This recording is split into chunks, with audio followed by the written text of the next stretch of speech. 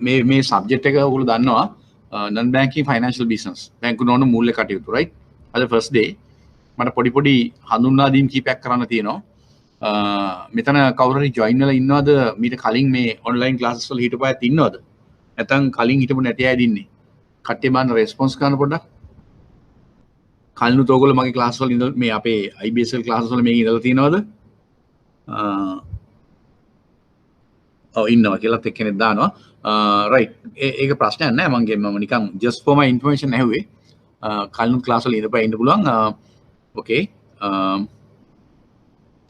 right නැති නෑ කියලා තියෙනවා ඉන්නවා කියලා හරි ඒ ප්‍රශ්නයක් නෑ ගැටලුවක් නෑ මගේ just for my information ඇහුවේ right හරි දැන් මේ subject එක තමයි බැංකු නොවන මූල්‍ය කටයුතු non banking financial business මේක කරන්න ඉස්සෙල්ලා අපිට පොඩි කතන්දර කීපයක් තියෙනවා සාකච්ඡා කරන්න මුලින් අපි බේස් එක දාගන්න ඕන හරියට ඒ බේස් එක දාගන්න ඕන නිසා මම පොඩි මේ ලෙසන් එකක් එවලා තිනවා ඕගලන්ට මෙන්න මේක තමයි ලෙසන් එක බලන්න ඕගලන්ට මේ ලෙසන් එක ඇවිල්ලා ඇති බැංකු නොවන මූල්‍ය කටයුතු මේ හැඳින් ඉන්ට්‍රොඩක්ෂන් එක සහ මේකේ තව කතන්දර වර්ගයක් තියෙනවා මේක අපි මේකට යන්න ඉස්සෙල්ලා අපි යම් කරුණු කාරණා ටිකක් අපි කතා කරන්න ඕන මේ විස්තර ටික කතා කරගෙන යන්න ඉස්සෙල්ලා ඉස්සරහට මේ ලෙසන් එක හැමෝටම ඇවිල්ලා ඇති කොහොම හම්බෙලානේ තියෙන්නේ මේක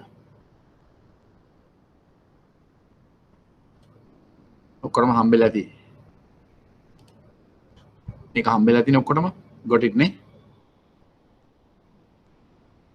right okay right yes right fine එතකොට මම ස්ක්‍රීන් එකේ පොඩි පැහැදිලි කිරීමක් කරනවා ස්ක්‍රීන් එකට ගිහිල්ලා පොඩි දෙයක් අද first day very first day ඔයගලන්ට යමක් පැහැදිලි කරලා දෙන්න ඕනේ මේ විෂය ගැන බැංකු නොවන මූල්‍ය කටයුතු non banking financial business මේකට සාදුරක් කියනවා shadow banking කියලාත් කියනවා right shadow banking කියලාත් කියනවා අපි සාමාන්‍යයෙන් බැංකු නොවන මූල්‍ය කටයුතු කියලා තමයි මේක හඳුන්වන්නේ right එතකොට මේ සබ්ජෙක්ට් එක කතා කරද්දී අපි අද මම සූදානම් වෙන්නේ ඔයගලන්ට බැලන්ස් ෂීට් එකක් ඒක ඉතාම සරල සංක්ෂිප්ත ශේෂ පත්‍රයක් බැලන්ස් ෂීට් එකක් ඇඳ ගන්න දෙනවා හැමෝම ඇඳ ගන්න මේ ක්ලාස් එකට ලොග් වෙලා ඉන්න හැමෝම මේක ඇඳ ගන්න මොකද ඒක හැමදාම ක්ලාස් එකට එනකොට ඔන්ලයින් ක්ලාස් එකට සම්බන්ධ වෙනකොට ඒක ළඟ තියෙන්න ඕන මොකද මම පාඩම් කරගෙන යද්දී ඒ බැලන්ස් ෂීට් එකත් සම්බන්ධ කරගෙන සමහර දේවල් පැහැදිලි කිරීම කරනවා ඒ නිසා මම හැමදාම බැලන්ස් ෂීට් ඇඳගෙන ඉන්න ඕන නැහැ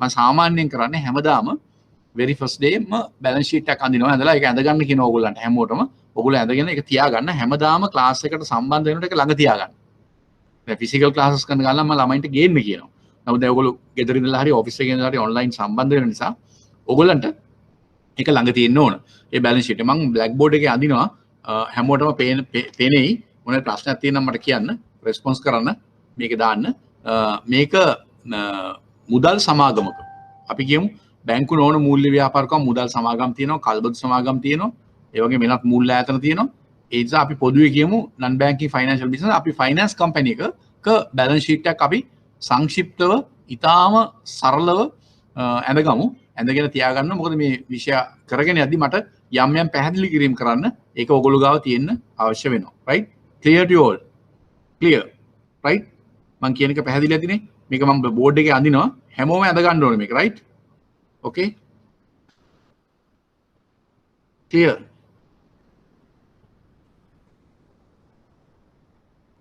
මේ බැලන්ස් ෂීට් එක ඇඳ ගන්න ඕන හැමෝම right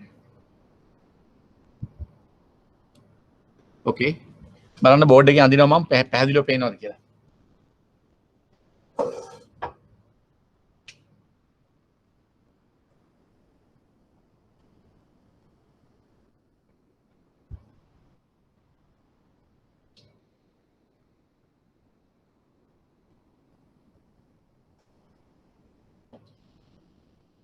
right පේනවද හැමෝටම බෝඩ් එක පේනවද ABC Finance Company right can't see the blackboard board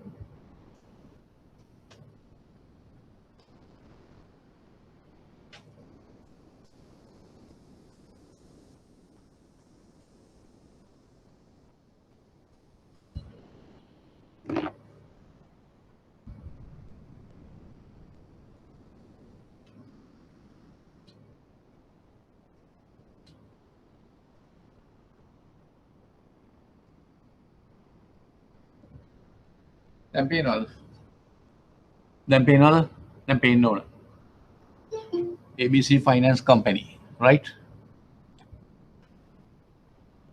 දැන් පස්සේ මම ආපහු වෙන්දා පේනවද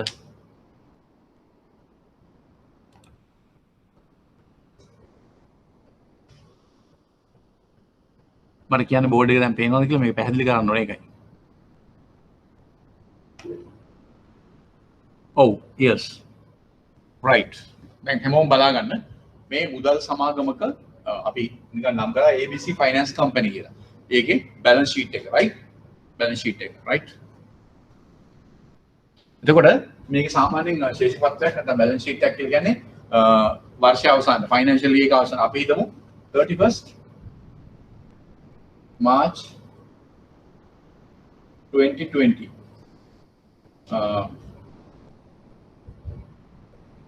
as at 31st March 2020 කියලා අපි දාමු. මෙදාට තමයි මේ balance sheet එක right right අපි දන්නවා balance sheet එකක් කියවම වත්කම් තියෙනවා වගකීම් තියෙනවා assets liabilities right owner finance company එක owner bank එක owner තැනක අපි accounting වලදී කරන්නේ මේ විදිහට. එතකොට අපි මේක ඉස්සෙල්ලාම මේ අදහසක් ගන්න මේක අඳ ගන්න ඕන assets equal to liabilities right අපි ඉස්සෙල්ලා liabilities පැත්ත අඳ ගමු. ඊටාම ඉලක්ක මේ item තුනයි තියෙන්නේ. මම ඊටාම සරල කරලා සංක්ෂිප්තව දාන්නේ right වගකීම් පැත්ත liabilities balance sheet එකේ ශේෂ පත්‍රයේ ඉස්සෙල්ලාම දෙනවා capital ඔක්කොම millions වලින් තියෙන්නේ rupees millions වලින් තියෙන්නේ අපි ඉස්සෙල්ලාම දානවා liabilities පැත්තේ capital right capital so අපි කියමු capital එක 600 million right capital එක 600 million right right ඊට පස්සේ ඒ කියන්නේ වගකීම් liabilities ඊළඟට තව ප්‍රධාන මුදල් සමාගමක බැංකුවක වෙන්න පුළුවන් තව වගකීමක් තමයි මොනවද deposits ඒ කියන්නේ තැන්පත් ඒවත් ආපහු ඉල්ලුවම දෙන්න ඕනේ ඒවත් ප්‍රධාන වගකීම් deposits අපි හිතමු 5000 right millions 5000 millions right තවත් වගකීමක් තියෙනවා මේගොල්ලන්ගේ අපි මේ සරල කරලා සංක්ෂිප්තව දාන්නේ ණය මාකට් එකෙන් බරෝ කරනවා මේගොල්ලෝ debt right අපි හිතමු 400 මිලියන right ඒතර balance sheet එකේ මේ වගකීම් පැත්තේ liabilities පැත්තේ capital එක මිලියන 600යි deposits අරන් තියෙනවා ඒ කියන්නේ time deposits වෙන්න පුළුවන් savings වෙන්න පුළුවන් non transferable deposit certificates වෙන්න පුළුවන් ඔක්කොම එකතුව මේ සමරයිස් කරලා ගත්තා. හැබැයි මේවා වෙන වෙනම අපි ඔයගලන්ට උගන්වනවා. මේ විෂය ඇතුලේ උගන්වනවා. මොනවද ඒ වර්ග? තැන්පත් වර්ග කියලා. ඒතර අපි මේක සමරයිස් කරලා ගත්තොත් මේක 5000 ඊළඟ ණය 400. ඒතර මේකත් එකතු වෙනවා 6000 මිලියන 6000 right. එතකොට මේ වගකීම් right මේ liabilities right बाकी මේවා උපයෝගී කරගෙන තමයි ඕන මුදල් සමාගමක් බැංකුවක් අනිකුත් මූල්‍ය අතර තමන්ගේ වත්කම් නිර්මාණය කරන්නේ right මේ වගකීම් උපයෝගී කරගෙන වත්කම් නිර්මාණය කරනවා. ඒතකොට වත්කම් පැත්තට ආවම මේවා වගේ මේ ප්‍රාග්ධනය තැන්පත්කරුවගේ මුදල් සාන මාකට් එකේ ණයට ගන්න යමකින් නිර්මාණය කරන ප්‍රධාන වත්කම් වර්ග කීපයක් තියෙනවා. අපි මේකේ තුනක් විතරයි දාන්නේ. ඒක තුලට ඔක්කොම ඇතුල් කරලා මේ සාමාන්‍ය සරල කරපු සංක්ෂිප්ත බැලන්ස් ෂීට් එක. එකක් තමයි fixed and current assets. Sorry.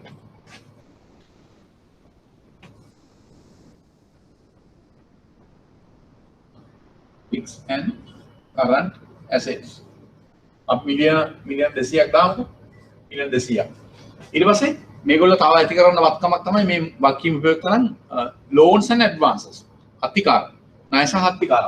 මම කෙටියෙන් ලියනවා loans and advances right අපිට මිලියන 4800ක් right 4800ක් අන්න ඊළඟට දැන් මේ බැලන්ස් ෂීට් එක සමාන වෙන්න බෑ වත්කම් සමානයි වගකීම් නැත්නම් වගකීම් සමානයි වත්කම් right සරල සමීකරණය තමයි වගකීම් සමානයි වත්කම් වලට මෙතන 5000ක් වෙන නම් ඉතුරු 1000 අපි දාමු ආයෝජන වලට investments right investment දැන් මේකට 6000ක් වෙනවා වගකීම් සමානයි වත්කම් right එතන මෙන්න මේ වගකීම් උපයෝගී කරගෙන මේගොල්ලෝ මේ වත්කම් නිර්මාණය කරන්න තියෙනවා මේ දවසට. කවද්ද? 2020 මාර්තු 31 වෙනිදාට මේ ABC Finance Company right now clear to all. දැන් පැහැදිලිද? මේක පේනවනේ හැමෝටම. මේක හැමෝම ඇඳ ගන්න ඕන. මේක හැමෝම ඇඳ ගන්න. ඇඳගත්තට පස්සේ තව විනාඩි ගාණක් අපිට යනවා තව ලෙසන් එකක් ඕගලන්ට එවන්න ඇඩ් කරගන්න තියෙනවා. ඒක නිසා ඕගොල්ලෝ ඉස්සෙල්ලා මේක ඇඳ ගන්න. දැන් හැමෝම ඇඳ ගන්න. ඇඳගෙන හැමදාම ක්ලාස් එකට ලොග් වෙනකොට මේක ළඟ තියා ගන්න ඕන. right? ඩිස්කෂන් වලදී මට සමහරට ඕන වෙනවා. මොකද මේක වටා තමයි අපි මේ විෂය සම්පූර්ණයෙන්ම කතා කරන්නේ. මේ බැලන්ස් ෂීට් එක වටා මේකේ තියෙන අයිකමෙන් වටා සහ මේවා හා බැඳුණු කාරණාත් එක්ක තමයි අපි මේ විෂය අපිට කතා කරන්න වෙන්නේ. ඒ නිසා මේක දැන් කරුණාකරලා ඇඳ ගන්න ඔක්කොම.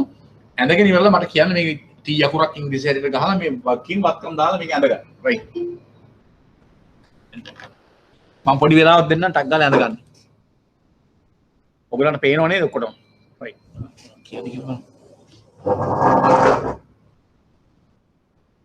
මේක හැමෝටම පේනව නේද?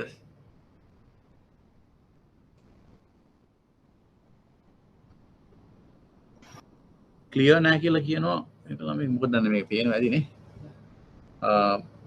ක්ලියර් ටු ඕල්. ඔක්කොටම පේනවද?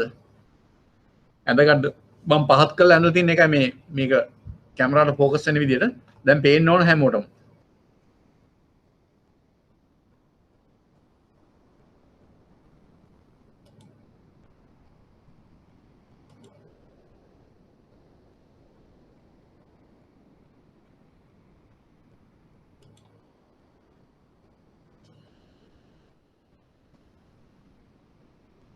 අප්සයිඩ් ඩවුන් පේන්නේ ඒගොල්ලන්ට හරියට පේන්නේ නැති නේ. මට අදගෙන ඉවරලා කියන්න මට ඊළඟට මේ සෙෂන් එක පටන් ගන්න ඕන. join.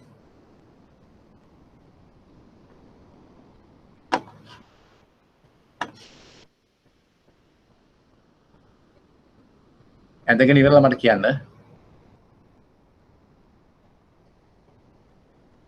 පොඩි වෙලා යන්නේ විනාඩි දෙකක් යන්නේ නැහැ මේක අඳ ගන්න. ඉංග්‍රීසි T අකුරක් ගහලා දකුණු අත පැත්තේ වක්කීම් දාන්න මං අත පැත්තේ වත්කම් දාන්න. මෙතන මිලියන 6000ක් තියෙනවා වක්කීම් මේකට වත්කම් තියෙනවා මිලියන 6000ක්. අපි ඉතින් මේක හදුවේ කැපිටල් එක ඩිපොසිට් ණය ඩෙප්ට් ඊට පස්සේ මේ පැත්තේ ස්ථාවර හා ජංගම වත්කම් loans and advances and investments ආයෝජන ණය සහ අත්තිකාරම් ස්ථාවර හා ජංගම වත්කම්. මේක සරල බැලන්ස් ෂීට් එකක්. ඊටාම සරල කරලා ඕගොල්ලන්ට මේක පැහැදිලි කරලා දෙන්න තමයි මේක ඇන්දේ. කන්ෆියුස් වෙන්න එපා. මේක ලොකු රොකට් සයන්ස් එකක් නෑ. මේක ටක් ගාලා අද ගන්න.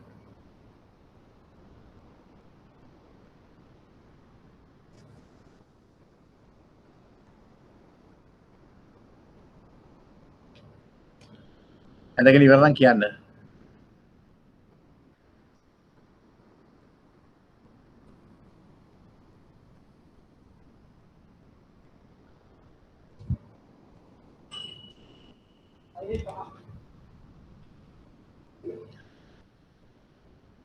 හරි. කෙනෙක් කියනවා හරි කියලා. අනිත් අයත් ඔක්කොම ඉවරද? රෙස්පොන්ස් ගන්න තව එක්කෙනෙක් දෙන්නේ කෙනෙක් හරි කියලා කිව්වා. right හරි.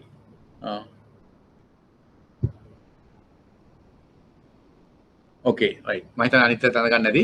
අපි එහෙමනම් පොඩි වෙලාවක් අපිට විනාඩි 2ක් විතර දෙන්න තව ලෙසන් එකක් අප්ලෝඩ් කරගන්න තියෙනවා. ඒක කරගෙන මම එනවා ඔයගොල්ලෝ ඔහොම ඉන්න. right ඉතින් තින් මේක දාන්න. හරි ගිය සැරේ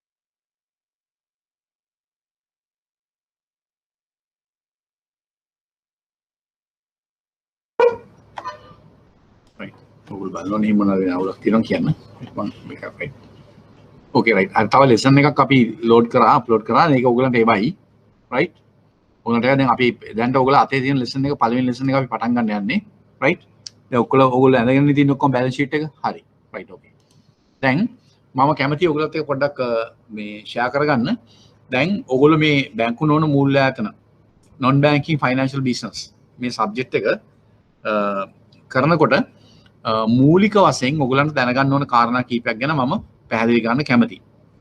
දැන් බැලන්ස් ෂීට් එක අඳගත්තා. මේ ගැන බොරු වෙන්න එපා. මේක අතේ තියාගන්න විතරයි ඕනේ. මම අවශ්‍ය තැනදී අවශ්‍ය වෙලාවෙදී අවශ්‍ය කරන පාඩම් පැහැදිලි කරද්දී මේක සම්බන්ධ කර ගැනීම මම කරනවා. ඔයගොල්ලන් ළඟ තියාගන්න විතරයි අවශ්‍ය. බැලන්ස් ෂීට් එක. ඒ නිසා අද මතක තියාගන්න ඕන දේ තමයි ඔයගොල්ලෝ හැමෝම හැමදාම ක්ලාස් එකට සම්බන්ධ වෙනකොට මේ බැලන්ස් ෂීට් එක ඇඳගත්ත එක තියාගන්න ඕන. කොළ කෑලි වල ඇඳගන්න එපා. ස්ථිරම තමන්ගේ ළඟ තියෙන පොතක වගේ ඇඳගෙන තියාගන්න ඕන. මේක අපිට මේ පාඩම් කරගෙන යද්දී මීටින් මිට අවශ්‍ය වෙන වෙලාවල් තියෙනවා. ඒතකොට මම මතක් කරනවා අර බැලන්ස් ෂීට් එක ගන්නකො මම මේක පැහැදිලි කරලා දෙන්නම් කියලා. රයිට්? ඒක එහෙමයි. ඊළඟට මේ පාඩම් අපි පටන් අරන් ඉස්සරහට යන්න ඉස්සෙල්ලා තව මූලික කාරණා තුනක් ගැන ඕගොල්ලන්ට මම කැමතියි පැහැදිලි කරන්න. මොකද මේ විෂය කතා කරද්දී ඕගොල්ලෝ දැනගන්න ඕන කාරණා සංකල්ප තුනක් මම මුලින්ම අද කතා කරන්න කැමතියි ඕගොල්ලෝ එක්ක ෂෙයා කරගන්න. ඒක තමයි ප්‍රධාන වශයෙන් ගත්තොත් මූල්‍ය අතරමැදිකරණය, මූල්‍ය අන්තර්ගතභාවය සහ මූල්‍ය සාක්ෂරතාවය. හැම එකම පටන් ගන්නේ මූල්‍ය කියන වචනේ. මූල්‍ය අතරමැදිකරණය financial intermediation right ඒක එකක්. ඊළඟ මූල්‍ය අන්තර්ගතභාවය.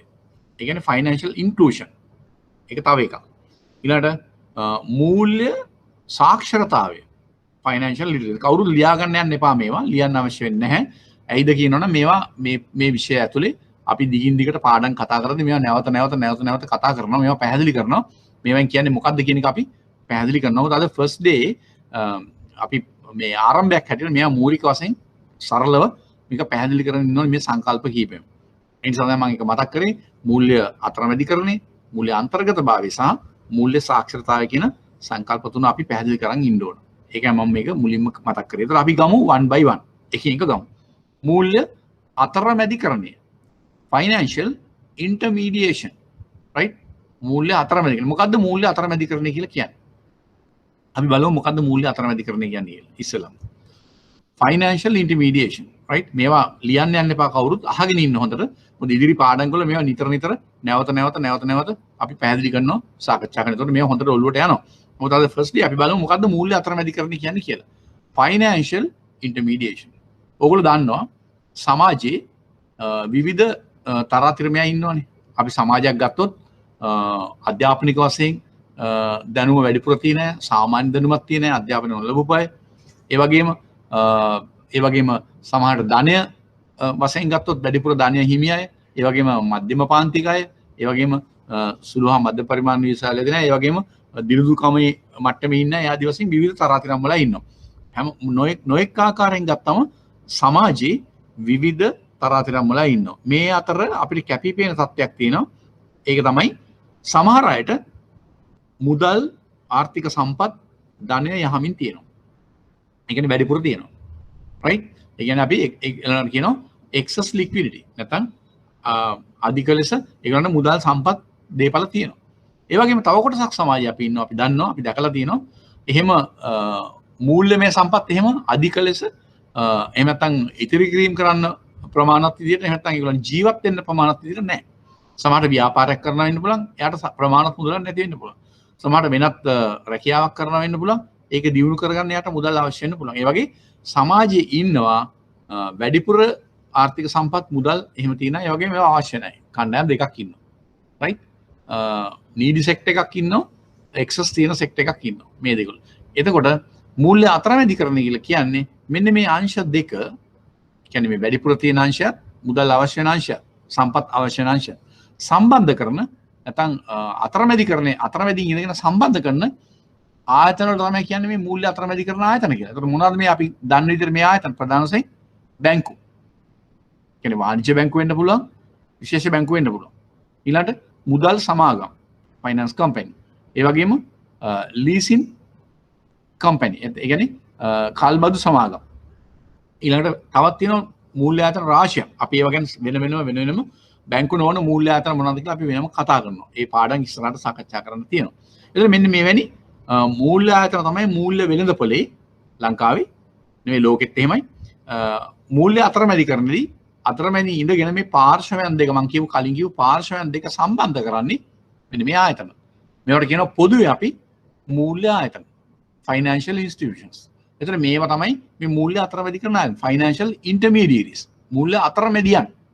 මේ අතරමැදිකරණය කරන සම්බන්ධ වෙන ආයතන. එතකොට ඒගොල්ලෝ කරන්නේ අර අපි කලින් කියපු සම්පත් වැඩිපුර තියෙන මුදල් යහමින් තියෙන අංශ වලින් මුදල් ලබාගෙන එකතු කරලා තැන්පත් වශයෙන් වෙන්න පුළුවන්. නැත්නම් මුදල් වෙනකොට ණයට ලබා ගත්තා වෙන්න පුළුවන්. එහෙම අරගෙන මුදල් අවශ්‍ය වෙන පාර්ශවයන්ට ඒ කියන්නේ ණය වශයෙන් ඒවා ලබා දී. අනිත් පැත්තට ලබා දී. එතකොට මේ දෙක සම්බන්ධ වෙනවා. එතකොට මේක තමයි කියන්නේ මූල්‍ය අතරමැදිකරණය. ඒ කියන්නේ අපි කිව්වා ප්‍රධාන වශයෙන් අංශ දෙකක් ඉන්නවා. මුදල් දේපල සම්පත් යහමින් තියෙන අංශය. ඒ වගේම ඒ සඳහා යම් අවශ්‍යතාවයක් තියෙන අංශය. මෙන්න මේ අංශ දෙක මැදින් ඉඳගෙන සම්බන්ධ කරන ආයතන ව්‍යුහය තමයි financial institutions. මේවට තමයි කියන්නේ මූල්‍ය අතරමැදි කරන ආයතන. අපි දැන් කිව්ව මොනවද ඒ ආයතන කියලා. දල වශයෙන් කිව්වා. ඒතර ඕගොල්ලන්ගේ විෂයට වැටෙන්නේ මේවයි. මෙන්න මේ කියන බැංකු නොවන මූල්‍ය ආයතන. non banking financial business. මේ විෂයට අයිතිනේ ඒ කියන්නේ මුදල් සමාගම් වෙන්න පුළුවන්. කල්බදු සමාගම් වෙන්න පුළුවන්. කොටස් වෙළඳපොළ ආයතන වෙන්න පුළුවන්. රක්ෂණ ආයතන වෙන්න පුළුවන්. විශ්‍රාම වැටුප් පරමුදල් වෙන්න පුළුවන්. වෙනත් බැංකු නොවන මූල්‍ය ආයතන වෙන්න පුළුවන්. ඒතකොට මෙන්න මේවා ගැන අපි සවිස්තරාත්මකව මේ විෂය ඇතුලේ ඉදිරි කාලේ අපි කතා කරනවා. ඒතකොට මේක තමයි මූල්‍ය අතරමැදිකරණය. දැන් මේ අපි මේවා ගැන ඉස්සරහට විටින් විට මේ පාඩම් කරන්න යද්දී මූල්‍ය අතරමැදිකරණය, ඒ වගේ මූල්‍ය අන්තර්ගතභාවය, ඒ වගේ මූල්‍ය සාක්ෂරතාවය කියන ඒවා ගැන අපි නිතරම කතා වෙනවා. රයිට්? ඒතකොට මේවා ගැන තව පැහැදිලි කිරීම ඉස්සරහට කරන්න පුළුවන්. ඒ පැහැදිලි කිරීම මොකට ලබා ගන්න පුළුවන්. දැන් මේ වෙනකන් මූල්‍ය අතරමැදිකරණය ගැන මම කියපු කාරණා ඔයගලන්ට පැහැදිලිද? clear to you all. right? තේරුණාද ඔක්කොටම? මූල්‍ය අතරමැදිකරණය ගැන පැහැදිලි කිරීම තේරුණාද?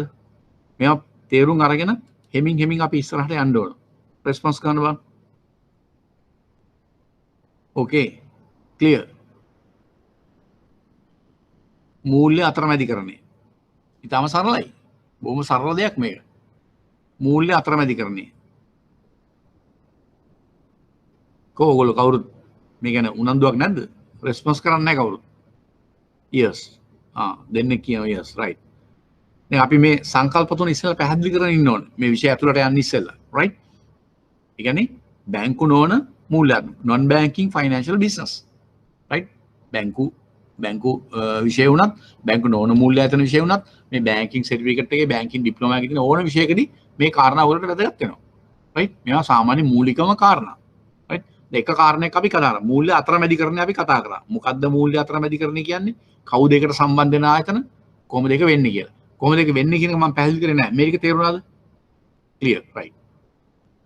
එතකොට මේ මූල්‍ය අතරමැදිකරණයේදී තව දෙයක් වෙනවා. මේ ආයතන මූල්‍ය ආයතන බැංකු වෙන්න පුළුවන්. බැංකු නොවන මූල්‍ය ආයතන වෙන්න පුළුවන්. තමයි අනිකුත් මේ සඳහා සම්බන්ධ වෙන අතරමැදි ආයතන වෙනවා. මේගොල්ලෝ වෙළඳ පොලෙන් තැන්පත් හැටියට වෙන්න පුළුවන්. ණය හැටියට වෙන්න පුළුවන්. ලබා ගන්න ණය මුදල්. එතකොට ඒ සඳහා අනිවාර්යෙන් ඒගොල්ලන්ට පොලියක් ගෙවන්න වෙනවා. ඒ තැන්පත් නිකන් හම්බෙන්නේ නැහැ. තැන්පත් කරුවන්ට පොලියක් ගෙවන්න වෙනවා. සාමාන්‍ය ඉතිරි කිරීම වෙන්න පුළුවන්. ස්ථාවර තැන්පත් වෙන්න පුළුවන්. නැත්නම් පැවරීමේ තැන්පත් සහතික වෙන්න පුළුවන්. නැත්නම් වෙනත් ආකාරයේ මාකට් එකෙන් ණයට වෙළඳ පොලෙන් මුදල් ණයට ගත්තා වෙන්න පුළුවන්. කොහොම කරත් ඒකට ඒ සඳහා ඒගොල්ලන්ට පොලියක් දෙන්න වෙනවා. ඉන්ට්‍රස්ට් එකක් ගෙවන්න වෙනවා. රයිට්?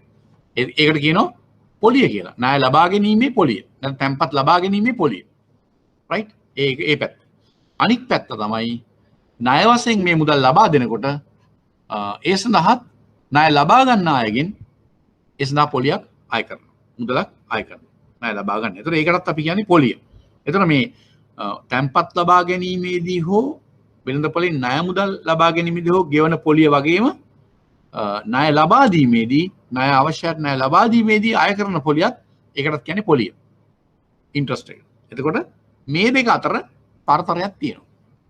පරතරයක් තියෙනවා. උදාහරණයක් වශයෙන් ගත්තොත් අපි හිතමු මාකට් එකකින් තැන්පත් ලබා ගන්නේ අපි හිතමු උදාහරණයක් මම මේ කියන්නේ ඔයාලට පැහැදිලි කරන්න. අපි හිතමු ස්ථාවර තැන්පත් කාලන තැන්පත් ගන්නවා කියලා. දැන් මේ කාලේ හැටියට අවුරුද්දක වගේ නම් 6ක් 7ක වගේ පොලියකට ගන්න. 6ක් කියන්නකෝ. වසරකට 6ක පොලියකට ස්ථාවර තැන්පත් වල මුදල් ලබා ගන්න මූල්‍ය ආයතන බැංකුව වෙන්න පුළුවන්. නමුත් ඒගොල්ලෝ ණය මුදලක් ලබා දෙනකොට ගොඩක් ලාට ණය මුදල් ලබා දෙන ඊට වඩා වැඩි පොලියකට. සමහර 10ක් වෙන්න පුළුවන්. 11ක් වෙන්න පුළුවන්. 11මාරක් වෙන්න පුළුවන්. ඒ ආදි වශයෙන්. ඒකට මේක අතර තියෙන පරතරයක්. අපි මේකට කියනවා interest rate gap එක කියලා. ඒ කියන්නේ පොලි අනුපාත පරතරය කියලා. ණය හෝ තැන්පත් ලබා ගන්නා පොලිය ගනුදෙනු කරන ණය ලබා දෙන පොලිය. මේ දෙක අතර පරතරයට අපි කියනවා ස්ප්‍රෙඩ් එක. නැත්නම් පොලි අනුපාත පරතරය කියලා. මේ පරතරය තමයි මේගොල්ලන්ගේ ලාභයම වෙන්නේ නැහැ. මේගොල්ලන්ගේ ආදායම වෙන්නේ. මේ මූල්‍ය ආයතන වල ආදායම වෙන්නේ. මේ පැත්තෙන් පොලියක් දීලා තැන්පත් හෝ ණය ගන්නවා. මේ පැත්තෙන් පොලියක් අය කරලා ණය ලබා ගන්නවා. මේ දෙක අතර පරතරය 6ට ගත්තොත් 11ට දුන්නොත් 5ක ආදායමක් වෙනවා. ඒක සම්පූර්ණ ලාභය නෙමෙයි.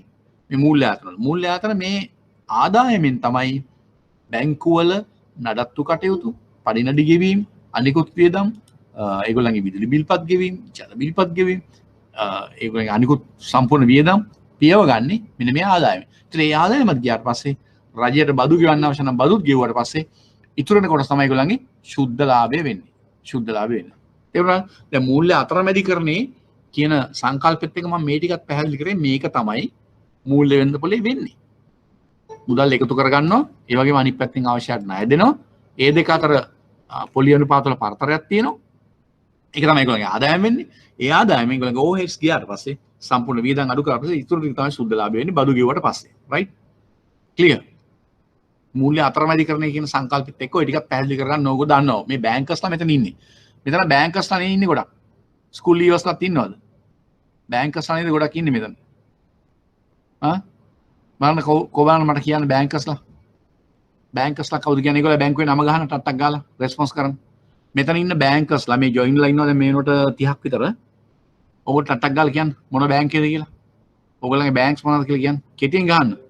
PB ද BOC ද People's Bank ඉන්නවා right NSB ඉන්නවා right ටට්ටක් ගාලා කියන්න. ස්කූල් ලීව කෙනෙක් ඉන්නවා.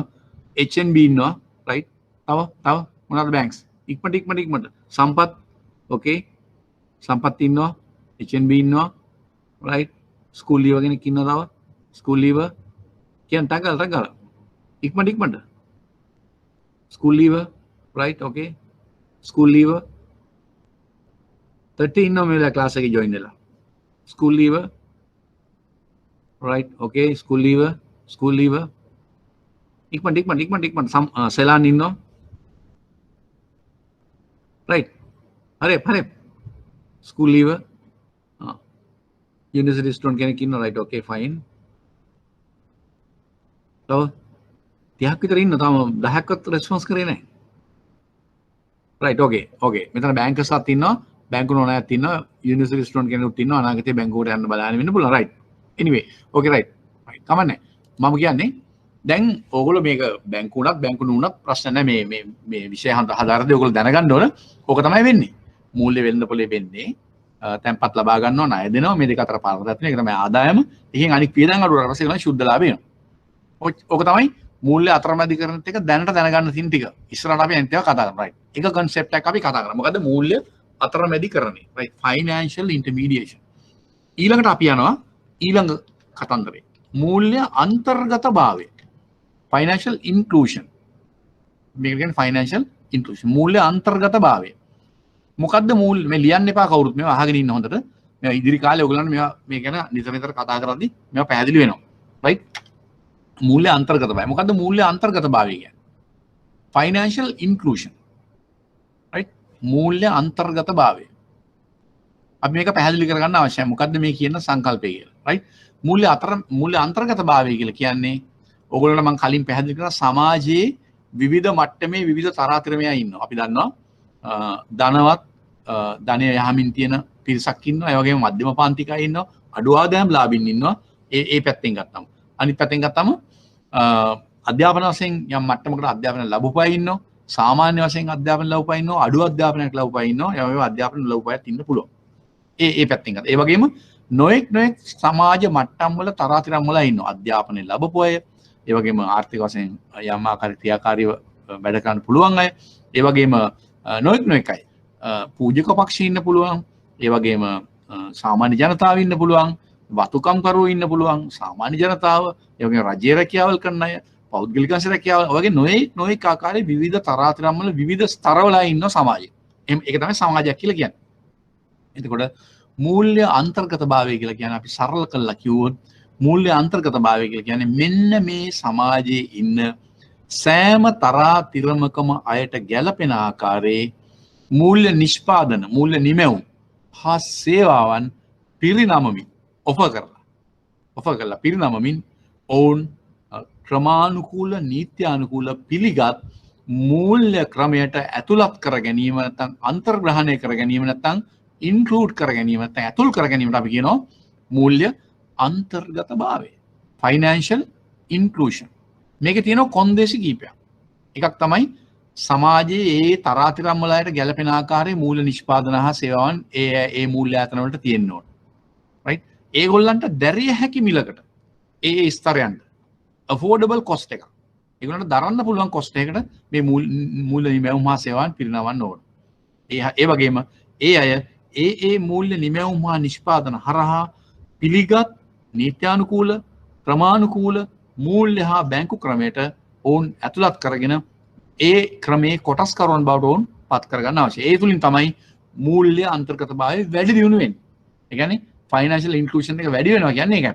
සමාජයේ අති බහුතරයක් කිනම් ආකාරයක හෝ බැංකුවක් මූල්‍ය ආයතනයක් නැත්නම් වෙනත් මූල්‍ය ආයතනයක් සමග සම්බන්ධ වෙලා ක්‍රියාකාරීව ඔවුන්ගේ මූල්‍ය අවශ්‍යතාවන් ඉටු කර ගනිමින් ඔවුන් යම් ආකාරයකට ක්‍රියාත්මක තැන්පත් වශයෙන් වෙන්න පුළුවන්.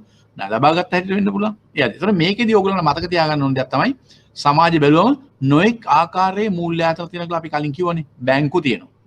විශාල ප්‍රමාණයේ බැංකු තියෙනවා. ලොකු ගනුදෙනු කරවන්න එක ආනයන අපනයන ලොකු ප්‍රමාණයේ ව්‍යාපාරිකයන්ගෙන් ගනුදෙනු කරන සමහර බැංකු. ඒ වගේම ඒ බැංකුම සමහර මධ්‍යම පාන්තික අය අඩු ආදායම් ලාභී නායකයන්ට ගනුදෙනු කරනවා. ඒ වගේම සමාජයේ අපි සමුපකාර අංශේ සමුපකාර ග්‍රාමීය බැංකුව වෙන්න පුළුවන්. සමෘද්ධි බැංකුව වෙන්න පුළුවන්. සනස ව්‍යාපාර වෙන්න පුළුවන්.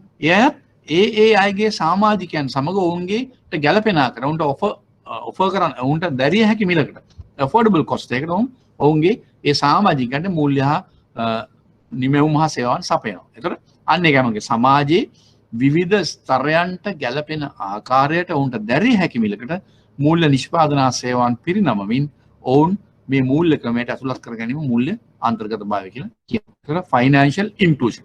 ඉතින් මේවා ගැන අපි ඉස්සරහට කතා කරනවා. මේ මූල්‍ය ආයතන මොනවද? ඔවුන් ලබා දෙන මූල්‍ය නිමැවුම් හා සේවාවන් මොනවද? ඔවුන් මේ සේවා ලබා දෙන ස්පෙસિෆිකලි මේ සේවා ලබා දෙන සෙක්ටර් එක කවුද? ඒ කියන්නේ අඩු ආදායම් ලාභීන්ද? සුළු හා මධ්‍ය පරිමාණ අයද?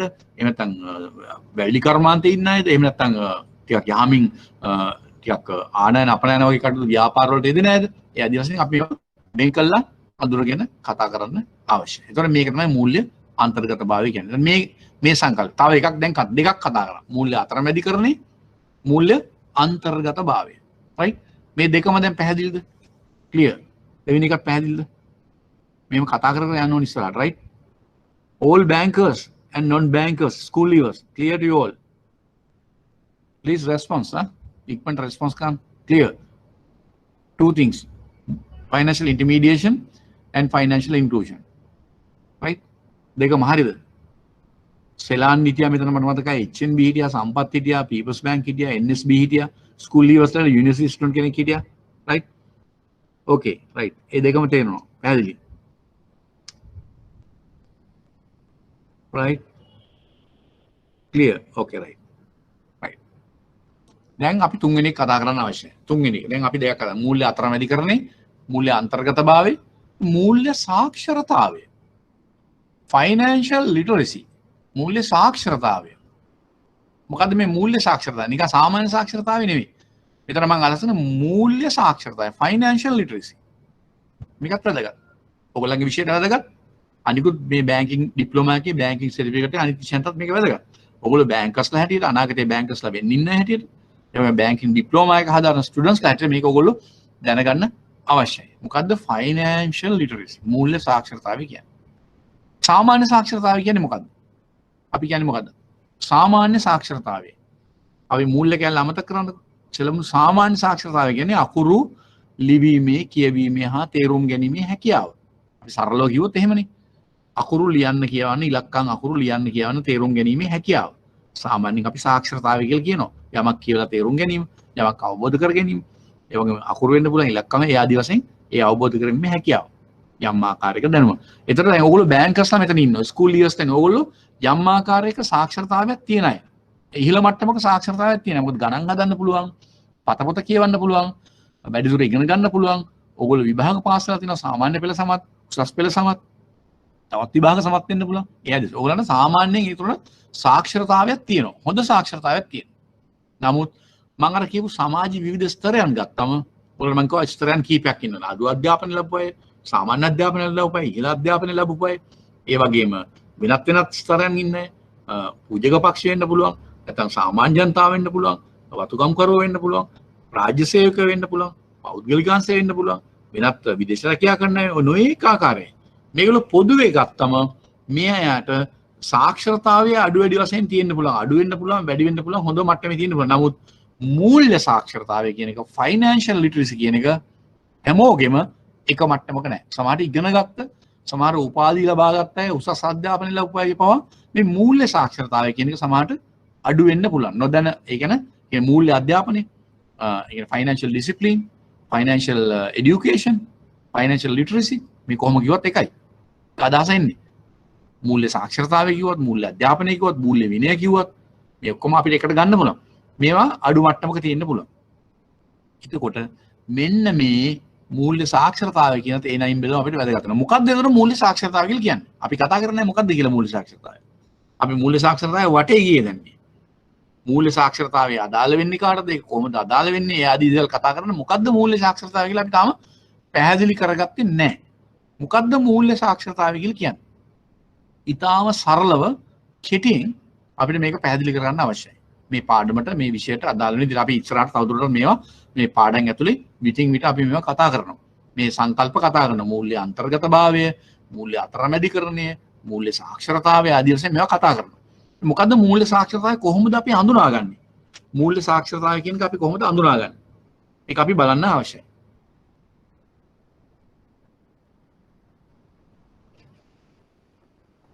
මූල්‍ය සාක්ෂරතාවය කොහොමද අපි හඳුනාගන්නේ?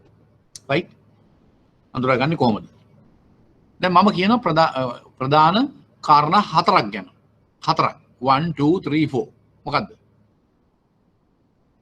ආදායම එක ආදායම කිව්වම කියන යුගල පදේ මොකද්ද? වියදම. ඒතර ආදායම වියදම. තුන්වෙනි එක ඉතිරි කිරීම. ඉතිරි කිරීම කිව්වම ඒ ළඟින්ම කියන අනිත් වචන තමයි ආයෝජන. ඔන්න ඔය හතර. දැන් ඔයාලට පැහැදිලිද? ආදායම, වියදම, ඉතිරි කිරීම සහ ආයෝජන. මේ ප්‍රධාන වචන හතරක්, ප්‍රධාන කරුණු හතරක් මේක. මේ සරලව කිව්වට මේකේ ලොකු පරාසයක් තියෙනවා. ලොකු මේකක් තියෙනවා. අපි මේ විෂය ඇතුලේ මේ අනික් පාඩම් කතා කරද්දී මේවා ගැන තමයි අපි මේවා අඩු වැඩි වශයෙන් කතා කරන්නේ. right? ආදායම, වියදම, ඉතිරි කිරීම, ආයෝජන. මෙන්න මේ කියන ප්‍රධාන කාරණා හතර ගැන සාමාන්‍ය මහජනතාව වශයෙන් ඔය මං කියපු හැම තරාතිරමකමයි ඉගෙන ගත්ත අය, සාමාන්‍ය වශයෙන් ඉගෙන ගත්ත අය, අඩු ඉගෙන ගත්තේ නැති අය, ඒ වගේ වෙනත් ස්තරයන් ඉන්න හැම කෙනෙක්ම සාමාන්‍ය මහජනතාව හැටියට මෙන්න මේ හතර ගැන යම් ආකාරයක බරපතල ආකාරයෙන් කියන්නේ සැලකිය යුතු බරක් දාලා ඉගෙන ගන්න දැනගන්න ඕන කාරණාවලට අපි පොදුවේ කියනවා මූල්‍ය සාක්ෂරතාවය. මූල්‍ය සාක්ෂරතාවය කියලා කියනවා. අපි ඒවා තමයි ඉස්සරහට කතා කරන්නේ. ඒ කියන්නේ ආදායම් ලැබෙන මාර්ග මොනවද? සමහරෙකුට වැටුප වෙන්න පුළුවන්. සමහරෙකුට ගොවිතැනින් ලැබෙන ආදායම වෙන්න පුළුවන්. සමහරෙකුට ව්‍යාපාරයෙන් ලැබෙන ආදායම වෙන්න පුළුවන්. සමහරු ඉඩම් හිමි වැවිලිකරුවෝ වෙන්න පුළුවන්. සමහරු විදේශගත වෙලා ඉන්න පුළුවන්. සමහරු සුළු රැකියාවක් කරන වෙන්න පුළුවන්. ස්වයං රැකියාවක් කරන වෙන්න පුළුවන්. සමහරු සුළු හා මධ්‍ය පරිමාණංශයේ කර්මාන්තවල ව්‍යාපාරවල නියැලලා වෙන්න පුළුවන්. මොනවා හරි වෙළඳාමක්, ව්‍යාපාරයක්. නොඑක ආකාරයේ ආදායම් ලැබෙන ප්‍රභවයන් තියෙනවා. හැම කෙනෙකුටම. රැකියාව, අමතර ආදායම්, වෙනත් ආයෝජන ආදි වශයෙන් නොඑක ආකාරයේ ආදායම් ලැබෙන ප්‍රභවයන් තියෙනවා. ඔයගොල්ලෝ දන්නවා ඒක. දැන් ඔයගොල්ලෝ බැංකර්ස් නම් මෙතන ගොඩක් අය තමන්ගේ වැටුප ලැබෙනවා. පඩිය ලැබෙනවා. වෙනත් දීමනා ලැබෙනවා. විශේෂ දීමනා ලැබෙනවා. බෝනස් ලැබෙනවා. ස්කූල් ඉයර්ස් නම් දෙමාපිය තමයි සල්ලි දෙන්නේ. නැත්තම් අමතර මොනවා වෙන පොඩි රැකියාවක් කරන්න පුළුවන්. මේ පාඨමාලා හදාරන්න එහෙම කරන්න පුළුවන්. ස්ටුඩන්ට්ස්ලා යුනිවර්සිටි ස්ටුඩන්ට්ස්ලා ඒ වැඩ ඉගෙන ගන්න ගමන් අමතර රස්සාවල් කරනවා පාර්ට් ටයිම් ජොබ් කරනවා. ඒ වගේ මේක ආදායම් මාර්ග තියෙනවා. ඒතර වියදම් හැමෝටම වියදමුත් තියෙනවා. ආදායම් වගේම වියදම් තියෙනවා. ඕනම කෙනෙකුට තියෙනවා වියදම්. වියදම් කිව්වම අපි දන්නවා වියදම් වර්ග තියෙනවා. ප්‍රධාන වශයෙන්ම අත්‍යවශ්‍ය වියදම් තියෙනවා අපිට. හරිද? ආහාර. right? ඇඳුම් පැළඳුම්. ඒ වගේ ප්‍රධාන වශයෙන් අත්‍යවශ්‍ය වියදම් තියෙනවානේ. අනික අවශේෂ වියදම් ඔක්කොම ඊට පස්සේ තියෙනවා. නිවාස වෙන්න පුළුවන්. ඇඳුම් පැළඳුම් හැමදාම අපි ඇඳුම් ගන්නෙ නැහැ. කාලයකට සැරයක් ගන්න. එතකොට නමුත් දිනපතා, නිතිපතා කාලීනව අවශ්‍ය වෙන වියදම් තියෙනවා අත්‍යවශ්‍ය වියදම්. ආහාර ද්‍රව්‍ය වෙන්න පුළුවන්. ළමයින්ගේ අධ්‍යාපන කටයුතු වෙනුවෙන් වෙන්න පුළුවන්. ඒ වගේම වෙනත් අසනීප තත්ත්වෙ ඉන්න අය නම් ඒගොල්ලන්ගේ ඒ ප්‍රතිකාර සඳහා වෙන්න පුළුවන්. ඒවා ඒගොල්ලන්ට අත්‍යවශ්‍ය අවශ්‍ය වෙන වියදම් වෙනවා. ඒවා. ඒ වගේම අත්‍යවශ්‍ය නැවන වියදම් තියෙනවා. right? එතකොට මෙන්න මේ දෙපැත්ත ගැනම හොඳ අවබෝධයකින් මේ තමන්ට ලැබෙන ආදායම හැසිරවීම මනා සංයමයකින්, මනා අවබෝධයකින්, මනා දැනුමකින් අපි කරන්න අවශ්‍යයි. එතකොට ආදායම සහ වියදම කළමනාකරණය කිරීම. right? මේ මම කියන්නේ මූල්‍ය සාක්ෂරතාවයේ වෙන්න ඕන දේවල්. right? ඊළඟට ඉතිරි කිරීම සහ ආයෝජන. ඉතිරි කිරීම කියන්නේ මොනවද? මොනවද ළමයි ඉතිරි කිරීම කියන්නේ? ඔය බැංකර්ස්ලා ඉන්නවා මෙතන දැන්. දැන් බැංකර්ස්ලා ඉන්නවනේ මෙතන හිටියානේ. ඊපස් බැංක් හිටියා, NSB හිටියා. සම්පත් හිටියා, HNB හිටියා. තව සෙලාන් හිටියා. මට මතකයි මේ නම් දැම්මා බැංකුවල. බැංකර්ස්ලා කියන්නේ මොනවද ඉතිරි කිරීම කියන්නේ කියලා? කොහොමද අපි ඉතිරි කිරීම අඳුරගන්නේ? කොහොමද අපි ඉතිරි කිරීම කියලා අඳුරගන්නේ? කොහොමද ඉතිරි කිරීම අඳුරගන්නේ අපි? අපි ආදායම් ගැන කතා කරා, වියදම් ගැන. ඉතිරි කිරීම අඳුරගන්නේ කොහොමද? ඉතිරි කිරීම අඳුරගන්නේ කොහොමද? කොහොමද ඉතිරි කිරීම කියලා අපි හඳුන්වන්නේ? අන්න කලින් කියපු ආදායම් වලින්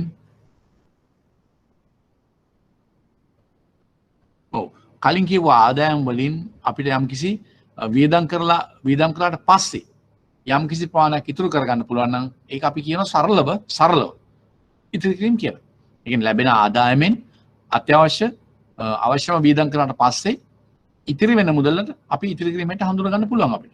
එතකොට මේ දෙක අතර පරතරයක් තියෙනවා හැම වෙලෙම. ඒ කියන්නේ ආදායමට වඩා වියදම හැම වෙලෙම අපි අඩුවෙන් පවත්වාගෙන යනවා. ඒ කියන්නේ ලැබෙන ආදායමට සරිලන ආකාරයෙන් ජීවත් වෙන්න අපි පෞද්ගලිකවත් ආයතනයක් ගත්තොත් ආයතනයක් වුණා, රටක් ගත්තොත් රට වුණත් අපිට පුළුවන්කම තියෙනවා. නමුත් අපි ලංකාවේ රටේ තත්ත්වය නම් එහෙම නැහැ. තත්ත්වය වෙනස්. අපි ආදායමට වැඩි වියදම් කරනවා. ඊටු ටික ණයට ගන්නවා. සමහර ආයතනත් එහෙම තියෙනවා. සමහර ආයතනත් එහෙම තියෙනවා. නමුත් පුද්ගලික වශයෙන් පවුලක්, ಕುಟುಂಬයක් පවුල් එකක් හිට ගත්තොත් අපිට දිගටම හැමදාම ණය වෙන්න බෑ. ඒ නිසා අපි ලැබෙන ආදායමට වියදම ඊට වඩා අඩුවෙන් පවත්වාගෙන යන්න කළමනාකරණය කරන්න ඉගෙන ගන්න අවශ්‍යයි. එතකොට ඒක තමයි මෙතන ප්‍රධාන වශයෙන් මේක තමයි කියන්නේ මූල්‍ය විනය, මූල්‍ය අධ්‍යාපනය, මූල්‍ය දැනුම, මූල්‍ය සාක්ෂරතාවය. එතන මෙන්න මේ දෙක අතර පරතරය ඒ කියන්නේ ආදායමට වඩා වියදම අඩු කරගත්තම එන පරතරය.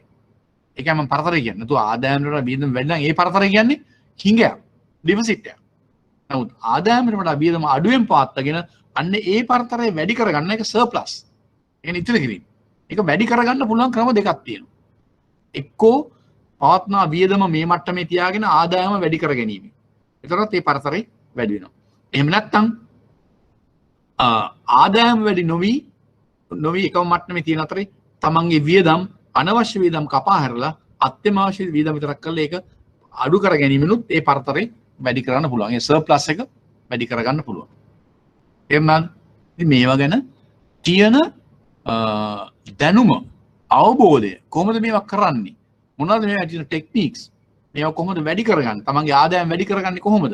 නැත්නම් තමන්ගේ වියදම් කපා හැරලා ඉතිරි කිරීම වැඩි කරගන්නේ කොහොමද? ඒ ආදී කාරණා තමයි සමස්තයක් වශයෙන් ගත්තම අපි මූල්‍ය සාක්ෂරතාවය කියලා කියන්නේ. මේ කාරණා හතරක් මම කිව්වා. ආදායම, වියදම, ඉතිරි කිරීම, ආයෝජන. බලන්න මේ තුනක් ගැන කතා කරා දැන්. ආදායම, වියදම. මේ දෙක අතර පරතරය තමයි ආදායමට වඩා වියදම අඩු නම් ඉතිරි කිරීම, ආදායමට වඩා වියදම වැඩි නම් ණය ගැනීම. ඔයගෙන වෙන්නේ ණය ගැනීම. එතකොට අපි තව එකක් කතා කරනවා. මොකද ආයෝජන, ඉන්වෙස්ට්මන්ට්ස්. මොනවද අපි ආයෝජන කියලා අඳුරගන්නේ කොහොමද? ආයෝජන අපි අඳුරගන්නේ කොහොමද? කොහොමද අපි ආයෝජන අඳුරගන්නේ? දැන් මම කිව්වා ආදායම් ගැන කිව්වා, වියදම් ගැන කිව්වා, ඉතිරි කිරීම ගැන කිව්වා. ආයෝජන, ඉන්වෙස්ට්මන්ට්ස්. හැබැයි ඉතිරි කිරීම සහ ආයෝජන කියන්නේ දෙකක්, එකක් නෙවෙයි දෙකක්. ඒක අපි තේරුම් ගන්න අවශ්‍යයි. තේරුම් ගන්න අද අපි ඒක ඉගෙන ගන්නත් ඕන. ඒ තමයි මේගොල්ලෝ මේවට සහභාගී මේ අරමුණ එකනේ. බැංකස්ලා වෙන්න දැන් බැංකස්ලා ඉන්නවා. බැංකින් ඩිප්ලෝමා කරාම මේවා කවුරු ළමයෙක් ඇහුවොත්, ඔයගොල්ලෝ ගම්දුණු කරුවෙක් ඇහුවොත්, ගමේ කෙනෙක් ඇහුවොත් මේවා පැහැදිලි කරලා දෙන්න පුළුවන් වෙනවා ඔයගොල්ලන්ට. ඒ බැංකස්ලා කියන්නේ නිකන් බැංකින් සර්ටිෆිකේට් එක අරගෙන, ඩිප්ලෝමා එක අරගෙන, ප්‍රොමෝෂන් එක අරගෙන එහෙම ඉන්න එක විතරක් නෙමෙයි. මේවා ගැන හරිය පැහැදිලි කිරීම කරන්න අනිත් අයට පුළුවන් වෙන්න ඕන. ඔයගොල්ලෝ බැංකස්ලා නම් අනාගතේ බැංකස්ලා වෙන්නේ නැහැ. දැන් මොකද්ද ආයෝජන කියලා කියන්නේ? ඒකත් අපි දැනගන්න අවශ්‍යයි. ආයෝජන. කොහොමද අපි ආයෝජන අඳුනගන්නේ? දැන් අපි කිව්වා ආදායම් ගැන කිව්වා, වියදම් ගැන. මේ දෙක අතර පරතරය තමයි, ඒ කියන්නේ හොඳ පැත්තට තියෙන පරතරය, සර්ප්ලස් එක තමයි ඉතිරි කිරීම වලට ගන්න පුළුවන්. එතකොට සමහර විට ඒ ඉතිරි කිරීම වලින් කොටසක් ඉතිරි කිරීම හැටියට රඳවා ගනිමින් තවත් කොටසක් අනාගතයේ තව තවත් ආදායම් උත්පාදනය කිරීමට, ආදායම් ලැබෙන ආදායම් මාර්ග වැඩි කර ගැනීමට යම් යම් ආකාරයේ දේවල් වල යොදවන්න ආයෝජනය කරන්න පුළුවන් යම් කෙනෙක්. අනේ ඒක තමයි අපි ආයෝජන හැට හඳුරන්නේ. උදාහරණයක් වශයෙන් අපි යම් පුද්ගලයෙක්ගේ මාසික ආදායම රුපියල් ලක්ෂයයි. සරල උදාහරණයක් ගන්න. සමහරට එයා ව්‍යාපාරයක් කරන කෙනෙක් වෙන්න පුළුවන්. අපි හිතමු මේ ව්‍යාපාරයෙන් එයාට මාසික ආදායම, ඒ කියන්නේ එයාගේ ව්‍යාපාරයේ ආදායම් සහ වියදම් ගැලපුවාට පස්සේ එයාට එන්න පුළුවන් මාසික ආදායමක් ලක්ෂයක.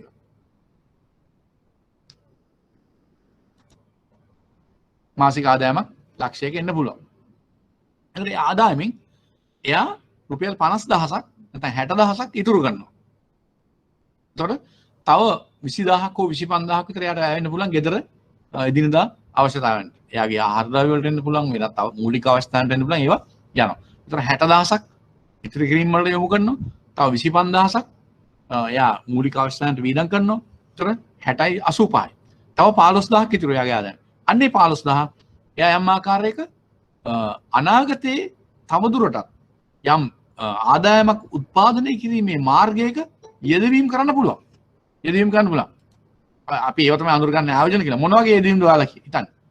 මොනවද මේ ඉන්වෙස්ට්මන්ට්ස්?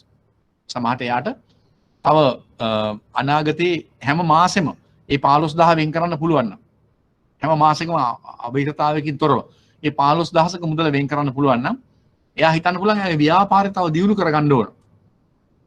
දියුණු කරගන්න එයාට යම් ආකාරයක තව ටර්න් ඕවර් එක, කියන්නේ පිරිවැටුම වැඩි කරගන්න තව වාහනයක් අවශ්‍ය වෙනවා. වාහනයක් ගැනීම සමහරට ඒක මෝටර් සයිකලයක් වෙන්න පුළුවන්, සමහරට ත්‍රී වීලයක් වෙන්න පුළුවන්, සමහරට ඩීමෝ බට් එකක් වෙන්න පුළුවන්. ඒක ගන්න එයාට මේ 15000ක මුදල හැමදාම මාසිකව වෙන් කරන්න පුළුවන් නම්, එයා ඒකට කිට්ටු ගානක වාරිකයක් එක්ක සමහරට ලීසින් ෆැසිලිටි එකකට අන්න, කියන්නේ කල්බදු පාසුකමකට ගිහලා වාහනයක් ගන්න පුළුවන් පොඩි. එතන මොකක්ද වෙන්නේ? මේ වාහනේ අරන් ගෙදර තියන් ඉන්නේ නැහැ නේ.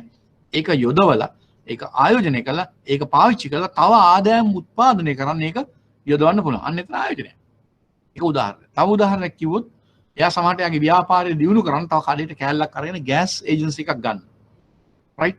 ගෑස් ඒජන්සි එකක් ගන්නලා ව්‍යාපාරය තව කෑල්ලක් එකතු කරන්න, තව මොනවා හරි පොඩි ඒ කඩේට ළඟින්ම තව කොටසක් හදන්න. රයිට්? ව්‍යාපාරය තව කෑල්ලක් එකතු කරන්න මොනවා හරි යෙදවීමක් කරන්න ඕනේ. ඉතින් ආයෝජනය. ඒ හරහා එයාගේ ආදායම වැඩි වෙන්න පුළුවන්. ඔන්න ඔය ආකාරයට තමයි ආයෝජන අඳුරගන්නේ. ක්ලියර්ද? දැන් මූල්‍ය සාක්ෂරතාවය කියලා කියන්නේ මෙන්න මේ ආදායම, වියදම, ඉතිරි කිරීම සහ ආයෝජන සම්බන්ධව අපිට තියෙන්න ඕන පුළුල් අවබෝධය තමයි මේ කියන්නේ. පොඩ්ඩක් ඉන්න බලන්න. මොකද මේ කියන්නේ කියලා?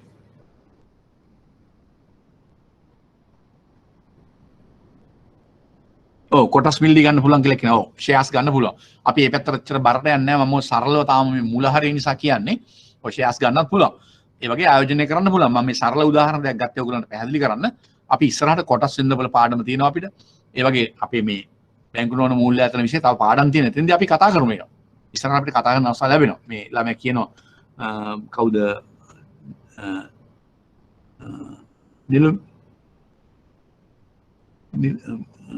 නෙල්ලුනිකා නේද? මට කියෙන්නේ එහෙම. එයා කියනවා මේ කොටස් ගන්න. ඔව් හරි. ඒ ගන්න ඒවා තමයි ආයෝජන. ඒ වගේ අවස්ථා. එතකොට අපිට දැන් මේ එයා පාඩමත් එක්ක ඉන්නවා. ඒක එයා තේරෙන බව තමයි කියන්නේ. රයිට්. හොඳයි. ඒ අදහස් තේරුම් ගන්න ඕනේ. ඉතින් ඒවා අපි කතා කරමු ඉස්සරහට. මම උතාම සරල කරලාගෙන ඒ වගේ ආයෝජන කරනවා. ඔන්න ඔය ටික මෙන්න මේ ආකාරයේ දේවල් ගැන සාමාන්‍ය මහජනතාව හැටියට අපි දැනගෙන ඉන්න ඕන කාරණාවලට පොදුවේ අපි කියනවා ඒ කියන වචනේ තමයි මූල්‍ය සාක්ෂරතාවය. මූල්‍ය සාක්ෂරතාවය කියන්නේ financial literacy, right? මූල්‍ය සාක්ෂරතාවය. ඒතර ලංකාව ගත්තොත් ලංකාවේ මූල්‍ය සාක්ෂරතාවය ගත්තොත් අපි සාමාන්‍ය සාක්ෂරතාවය අතින් ඉහළ මට්ටමක ඉන්නවා. ආසියාවේ අපි දෙවෙනි තුන්වෙනි තැන වගේ ඉන්නවා. ජපානයේ ඉහළින් ඉන්නවා. අපි දෙකට හිටියා. දැන් දෙකට නෑ අපි තුනට වැටලා තියෙනවා. අපි පහුගල තව රටක් අපේ අසල්වැසි රටක් දෙකට ඇවිල්ලා තියෙනවා. ඒක කොහොමදත් කවන්නේ ඒ ප්‍රශ්නයක් නැහැ. කොහොම හරි ඒ සාමාන්‍ය සාක්ෂරතාව මූල්‍ය සාක්ෂරතාවෙන් අපි ඉතා පහළ මට්ටමින් විශේෂයෙන් මැලේසියාව, සිංගප්පූරුව, ඒ වගේම අනිකුත් ආසියාකරන අනිත් රටවල් ගත්තම ජපානය එහෙම ගත්තම ඒ අයට වඩා සාපේක්ෂව අපි මූල්‍ය සාක්ෂරතාවය අතින් පහළින් ඉන්නේ. ඒ නිසා මෙන්න මේ කියන මූල්‍ය සාක්ෂරතාවය සම්බන්ධවත් අපි ඒ වගේම සාමාන්‍ය මහජනතාව, ඕගොල්ලෝ බැංකුවරට ඕගොල්ලන් ගනුදෙනුකරුවෝ එය දැනුවත් කිරීම කරන්න ඕනේ. විශේෂයෙන්ම අනවසර මුදල් ව්‍යාපාර වෙන්න පුළුවන්. ඒවා ආදීනව වෙන්න පුළුවන්. ඒවා නිසා ඇති වෙන ප්‍රතිවිපාක මොනවද කියලා වෙන්න පුළුවන්. ඒවා මුදල් හා බැංකුවරට බලපාන්නේ කොහොමද කියලා වෙන්න පුළුවන්. එයාදසින් නොයෙකුත් කාරණා අපි මේ විෂය ඇතුලේ කතා කරනවා. ඒතර මේක මේ විෂය ඇවිල්ලා බැංකු නොවන මූලිකව මුදල් සමාගම් විතරක්, කල්බදු සමාගම් විතරක් නෙමෙයි, ප්‍රාථමික අලුයකරුවන් වෙන්න පුළුවන්, රක්ෂණ ආයතන වෙන්න පුළුවන්, කොටස් වෙළඳපොළ ආයතන වෙන්න පුළුවන්, මුදල් තරවකරුවන් වෙන්න පුළුවන්, ඒ වගේම අනෙකුත් මූල්‍ය අතරමැදි ආයතන වෙන්න පුළුවන්. ඒ වගේ පුළුල් පරාසයක මේ විෂය පැතිරලා තියෙනවා. ඒ වගේම මේ විෂය ඇතුලේ නීතිමය පසුබිමක් අපි සාමාන්‍යයෙන් කතා කරනවා. ඒ කියන්නේ අපි බැංකු නොවන මූල්‍ය ආයතන හසුරවන්න නියාමකයා හැටියට රෙගියුලේටර් හැටියට මහා බැංකුව පනවපු නීති රෙගුලාසි ලැබිච්ච බලය ප්‍රකාරව පනවලා තියෙන විධාන රෙගුලාසි නියෝග වෙන්න පුළුවන්. ඒවා අපි කතා කරනවා.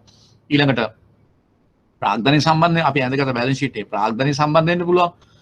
තැන්පත් ලබා ගැනීම සම්බන්ධ වෙන්න පුළුවන්. ඒ වගේම ණය ලබා ගැනීම සම්බන්ධ සීමාව පනවලා තියෙනවා. ඒව ගැන අපි අධ්‍යයනය කරනවා. ඒ වගේම බැලන්ස් ෂීට් එක ගත්තොත් ස්ථාවරවත්කම් අත්පත් කර ගැනීම වෙන්න පුළුවන්. ණය සහ අත්තිකාරම් ලබා දීම වෙන්න පුළුවන්. ආයෝජනය කිරීම සම්බන්ධ වෙන්න පුළුවන්. පොදුවේ මේ ආයතන මූල්‍ය ආයතන යහපාලනය සම්බන්ධ වෙන්න පුළුවන්. ඒ වගේම ඒවා ස්ථාවරව පවත්වාගෙන යාම සම්බන්ධ වෙන්න පුළුවන්. පනවපු විධාන, නියෝග, රෙගුලාසි, කොන්දේසි තියෙනවා නියාමකයා. ඒව ගැන වෙන්න පුළුවන්. ඒවා අපි කතා කරනවා. ඊළඟට අපි මේ ආයතන අධීක්ෂණය කරන්නේ, කියන්නේ සුපර්විෂන් කරන්නේ නියාමකයා හැට මහා බැංකුව. ඒතර ඒවා කොහොමද ක්‍රියාත්මක වෙන්නේ, මොන වගේ ආකාරයෙන් වෙන්නේ කියලා, ඒවා ප්‍රතිඵල මොනවද, ඒවා එහෙම කරන්න අවශ්‍ය වෙන්නේ ඇයි, ඒ ආදී කාරණා කතා කරනවා. මේ වගේ ප්‍රධාන කාරණා අපි රාශියක්ම මේ විෂය ඇතුලේ කතා කරනවා. මම හිතන්නේ මම යම් අදහසක් දුන්නා කියලා මම හිතනවා මේ විෂය ගැනත්, මේකේ පසුබිම ගැන.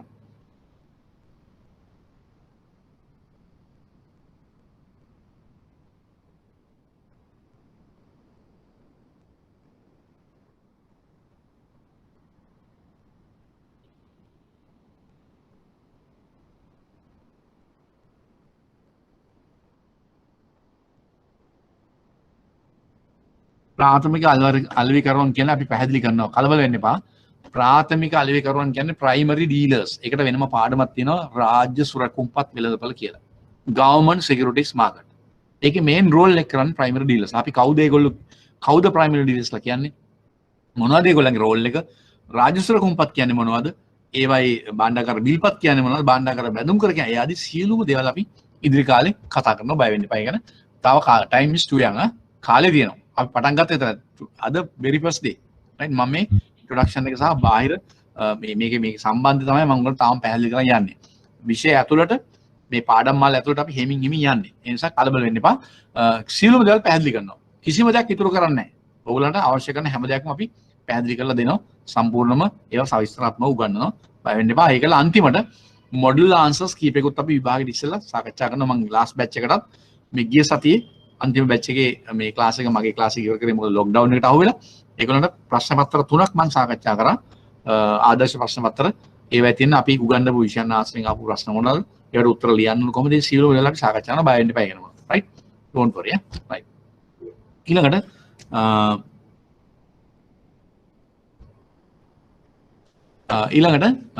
ටිකක් මේ අපි මේ ලයිව් ඩිස්කෂන් මේ කියන්නේ මේ මූණට මූණ කතාවක් නෙවෙයි නිසා මේ ඔයගොල්ලෝ ගෙදර ඉඳන් හරි වෙන ස්ථානක ඉඳන් මේ සම්බන්ධ වෙන්නේ.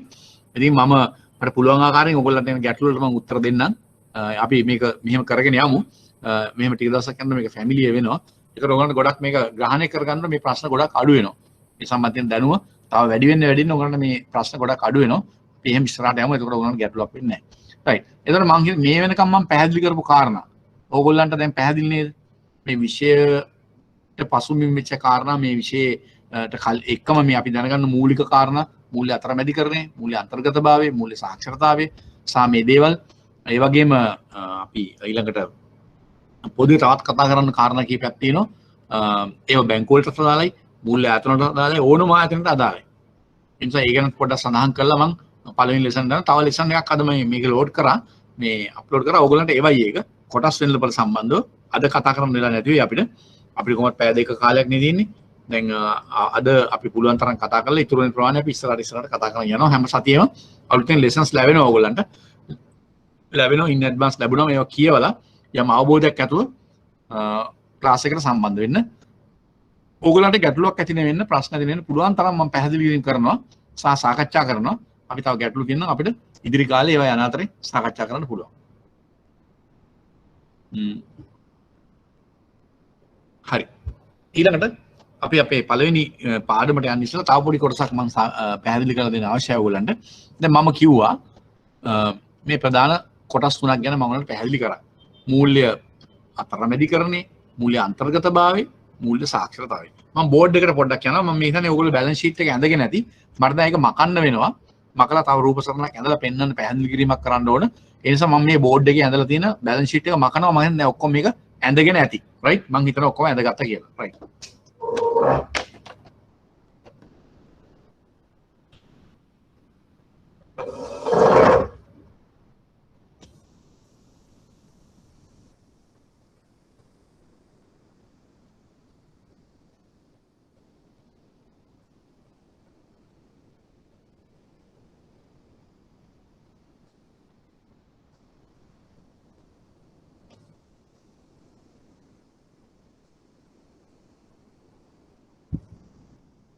දැන් මම ඔයගලන්ට අතන කාරණා තුනක් ගැන කතා කරා. රයිට්? මූල්‍ය අතරමැදිකරණය, මූල්‍ය අන්තර්ගතභාවය, මූල්‍ය සාක්ෂරතාවය. රයිට්? ඒ තුන පැහැදිලි කරලා දෙන්න. එකක් තමයි අපි මෙහෙම ගත්තොත් මේක මෙහෙම මේක අපි කියමු ෆයිනෑන්ෂියල් ඉන්ටර්මීඩියේෂන්. මම F එකයි I එකයි විතර දැන් මොකද ලීලින් වෙලා ගන්න අවශ්‍ය නැහැ. මේකට අපි එක මේ කණුවක් වගේ ගමු, උල්ලක් වගේ. රයිට්? මේක අපි කියන ෆයිනෑන්ෂියල් ඉන්ටර්මීඩියේෂන්. රයිට්? මූල්‍ය අතරමැදිකරණය. තව අපි අනිත් එක කතා කරා මූල්‍ය අන්තර්ගතභාවය. ඒ කියන්නේ ෆයිනෑන්ෂියල් ඉන්ක්ලූෂන්. මම ඒක F එකත් එක්ක IN කියලා දැම්මා. අරක F එකත් එක්ක I කියලා දැම්මා. Financial intermediation, financial inclusion. අනිත් එක කතා කරා අපි ෆයිනෑන්ෂියල් ලිටරසි.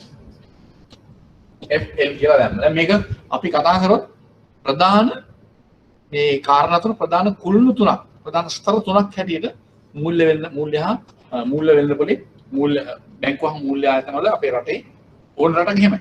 එහෙම තියෙනවා. ඒතර මේක ඇත්තම අපේ සියලුම බැංකුවහ මූල්‍ය ආයතන in generally ගත්තම රඳාපවතින කුළුණු තුන කිව්වොත් නිවැරදිනේ. මේ උඩ තමයි මේ සම්පූර්ණ සෙක්ටර් එකම තියෙන්නේ.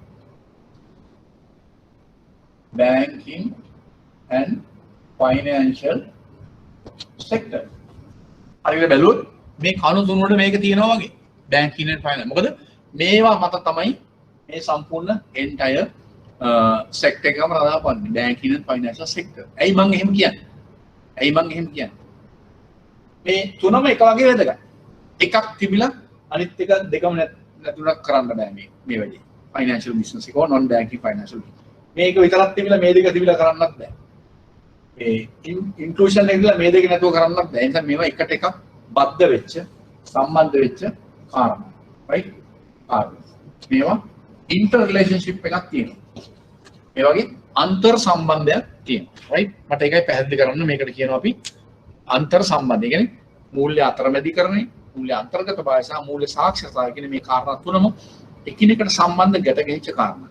මේවා අඩු වැඩි වශයෙන් මේ සෙක්ටර් එක බැංකින් and ෆයිනෑන්ෂල් සෙක්ටර් එක සාර්ථකව ඉස්සරහට යන්න මේවා අඩුවක් නැතුව ක්‍රියාත්මක වෙන්න ඕන මේ ආයතන හරහා මූල්‍ය ආයතන හරහා.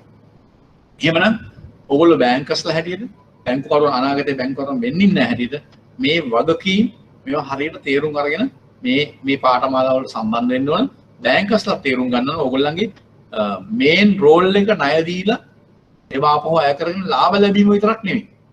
සමාජයේ ප්‍රගමනය, සමාජයේ රට ආර්ථිකය ඉදිරියට ගෙන යාම, ඒ ආදී සියලුම කාරණාවල වගකීමක් සමස්තයක් වශයෙන් ගන්නවා බැංකුකරුවන්ට මූල්‍ය ආයතනවලට හැමෝටම තියෙනවා කියන එක ඔයගොල්ලෝ මතක තියා ගැනීම කරන්න අවශ්‍යයි. මම හිතන්නේ මම කියන එක පැහැදිලි.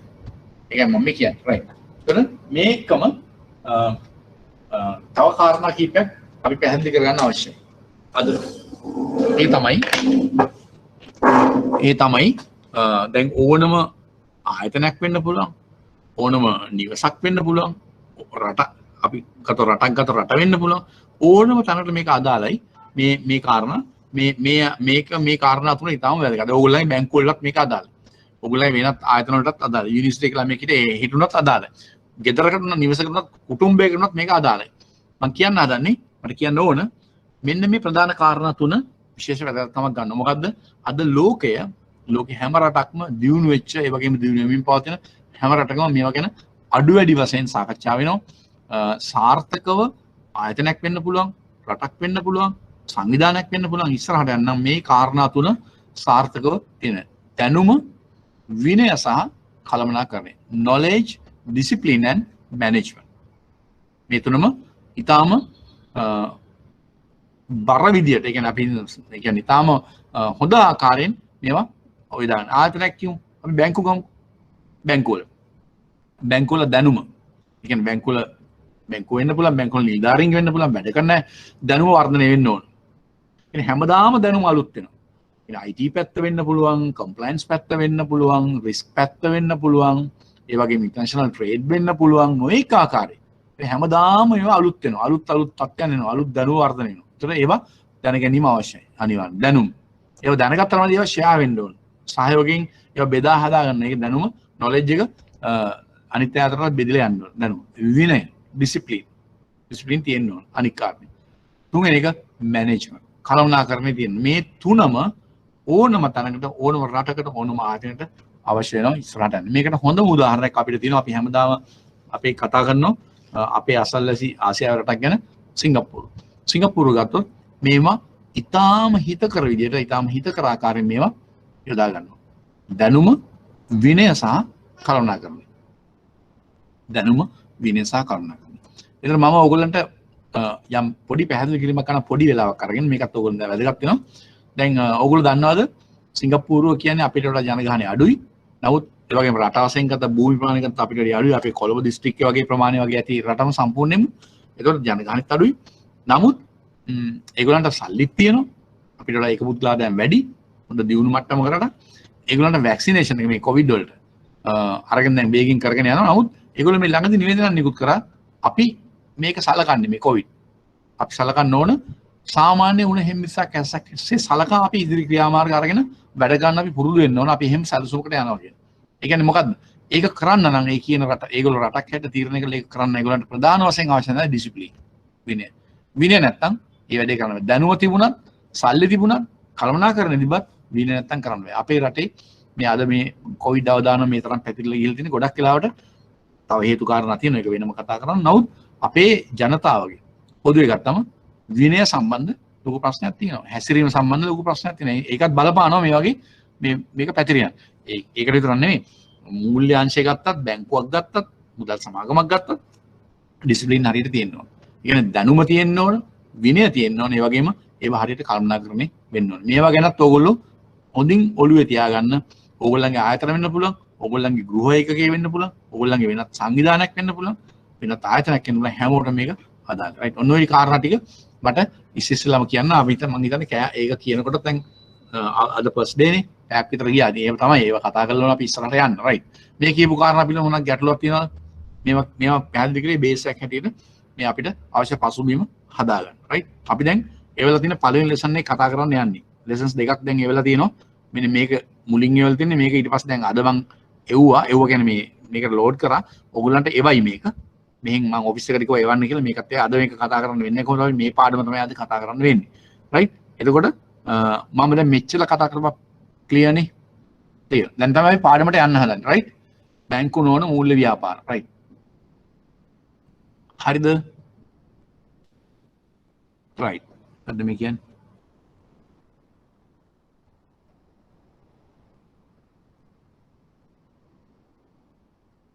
නෝන කලබල වෙන්න එපා. දැන් මේ ආපු මේ නෝට් එක තියෙනවා ඔයගොල්ලෝ මේ බැංකු නෝන මූල්‍ය ව්‍යාපාර නෝට් එක තියෙනවනේ. අනික ඒවට ලින්ක් එක දෙනවා ඔයගොල්ලන්ට. ලින්ක් එක දෙනවා ඔෆිස් එකට කතා කරලා අහන්න. right.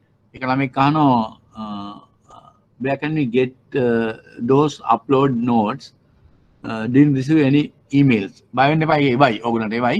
ඔයගොල්ලෝ ඔෆිස් එකට කතා කරලා ඔයගොල්ලන්ගේ contact details තියෙනවනේ. අපේ IBSL ඔෆිස් එකට කතා කරලා ඒ පාත් එක අරගන්න. ඒතකොට ඔයගොල්ලන්ට ඒව ගන්න පුළුවන්. මම හිතන්නේ ඔයගොල්ලන්ට මේකට charge කරන්නේ නැහැ. ඔයගොල්ලෝ විෂයන්ට ආය කරනවා විතරයිනේ. ඒ නිසා ඔයගොල්ලන්ට හැබැයි මේකට මේකක් දෙනවා ඔෆිස් එකෙන්. ඔෆිස් එකෙන් කතා කරලා link එක ගන්න.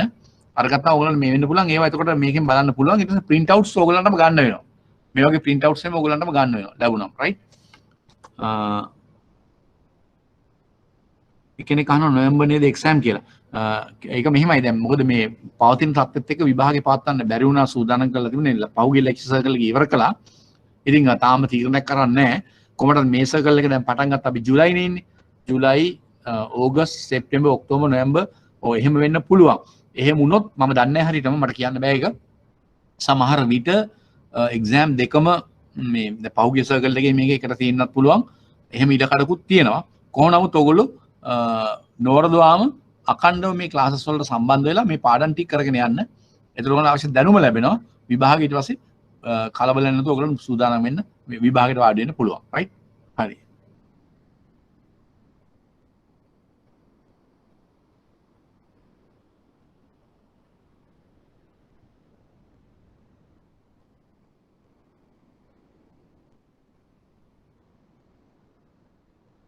right. okay.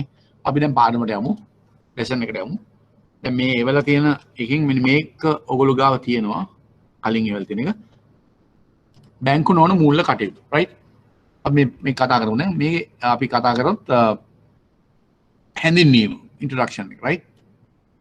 non banking financial business හැඳින්වීම. මම මේක කියවන ගමන් පැහැදිලි කරනවා. ඔයගොල්ලෝ මේක සම්බන්ධ වෙලා අවශ්‍ය කරන මේ සම්බන්ධ වෙලා ඒක දැනුම ලබා ගන්න ධාරණය කරන්න. බැංකු ක්‍රමයේ හැරුණු විට මහජනතාව වෙත විවිධ මූල්‍ය සේවාවන් සපයන ආයතන රාශියක් ශ්‍රී ලංකාවේ මූල්‍ය ක්‍රමය තුළ දක්නට ලැබේ. ඔයගොල්ලෝ දන්නවා ඒක. බැංකර්ස්ලා විශේෂයෙන් දන්නවා. ස්කූල් ලීවර්ස්ලා මෙතන ඉන්නවා. ඒගොල්ලොත් තේරුම් ගන්න බැංකුව හැරුණාම ඒ කියන්නේ විශේෂ බැංකුව වෙන්න පුළුවන්, වාණිජ්‍ය බැංකුව වෙන්න පුළුවන්. අපි මොනවද කියලා කතා කරනවා.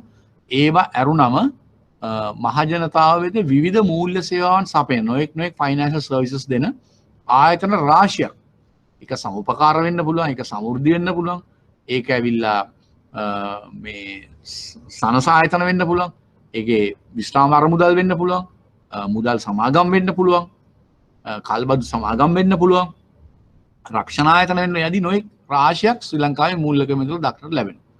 මෙමගින් තම ගනුදෙනුකරුවන්ගේ මූල්‍ය කළමනාකරණය සඳහා සහාය වීම. දැක්කනේ ගනුදෙනුකරුවන්ගේ මූල්‍ය කළමනාකරණය ෆයිනෑන්ෂල් මැනේජ්මන්ට් ඒ සඳහා සහාය වීම බැංකු ක්‍රමයට වඩා වැඩි අවදානමක් මේ ආයතන විසින් දරන බව පෙනේ. එනේ බැංකු නොවන ආයතන වැඩි අවදානමක් දරනවා. ඒ කියන්නේ අපි පාඩම් තියෙන ඉස්සරහට අපි ඒවා ගැන කතා කරනවා. මේ නිකන් හැඳින්වීමක් විතරයි. සාමාන්‍යයෙන් බැංකු වලට වඩා බැංකු නොවන මූල්‍ය ආයතන ඊට වඩා වැඩි අවදානමක් අරගෙන තමයි ව්‍යාපාර කටයුතු කරන්න කියන තමයි ඔයගින් කියන්නේ. මෙන්න බැංකු නොවන මූල්‍ය ආයතන රටින් රටට වෙනස් වන අතර සමහර රටවල මේවා නම් වශයෙන් වෙනස් වෙනවා. රටින් රට වෙනස් වන අතර ඒ අනුව මූල්‍ය නීති හා හුරු පුරුදු සැකසී තිබේ.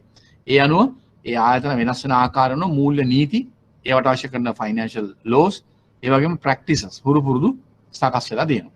සාමාන්‍යයෙන් බැංකු වලට වඩා වැඩි ශාඛා ජාලයක් සහිතව විවිධ ව්‍යාපාර ආකෘතින් වලට සිය මූල්‍ය සෑන් සපයනු ලැබේ. සාමාන්‍යයෙන් මේ නෝට් එකේ මෙතන පොඩි වැරදක් තියෙනවා. ඒක ඔයගොල්ලෝ තේරුම් ගන්න ඕන, ඒක හදා ගන්න. සාමාන්‍යයෙන් බැංකු වලට වඩා වැඩි ශාඛා ජාලයක්. මෙතන මම කියන්නේ බැංකු නොවන ආයතන වල බැංකු වලට වැඩි ශාඛා ජාලයක් තියෙනවා කියලා උතර කියන්නේ. නමුත් ඒකේ වැරද්දක් තියෙනවා. සාමාන්‍යයෙන් බැංකු වලට වඩා වැඩි ශාඛා ජාල ප්‍රමාණයක් බැංකු නොවන ආයතන වල නැහැ. ඒක තේරුම් ගන්න. වැඩි ශාඛා නේ අඩු ශාඛා ප්‍රමාණයක් කියලා හදා ගන්න ඕන. හරිද? ඒක හදා. බැංකු වලට වඩා අඩු ශාඛා. උදාහරණයක් ගන්නකො. දැන් ලංකා බැංකුව. මෙතන ඉන්නවා බැංක් ඔෆ් සිලෝන් කෙනෙක් හිටියා මට. මට පීපල්ස් බැංක් හිටියා. පීපල්ස් බැංක් කෙනාට කියන්න පුළුවන්ද? කවුද පීපල්ස් බැංක් කෙනා මට කරුණා කරලා ඔයගොල්ලෝ බ්‍රාන්ච් සර්විස් සෙන්ටර්ස් කොච්චර තියෙනවද කියලා? Please tell me your branch number of branches People's Bank. කෙනෙක් හිටියා මෙතන. නැත්නම් HMB සම්පත් හිටියා සෙලාන්නේ ඒගොල්ලෝ කියන්නේ ඒගොල්ලෝ බ්‍රාන්ච් ගන්න. කවුරුද කියන්නේ? ටට්ටක් ගාලා මේක තේරුම් කරලා දෙන්න. ඔයගොල්ලෝ ලංකාව පුරාම තියෙන බ්‍රාන්ච් ගන්න කියන්නේ. දලසින් කියන්නේ දලසින් හරියටම දන්නේ නැත්තම්. සෙලාන් කියන්නේ කීයද කියලා? සෙලාන් සම්පත් කෝ කියන්නේ සම්පත් 229 right okay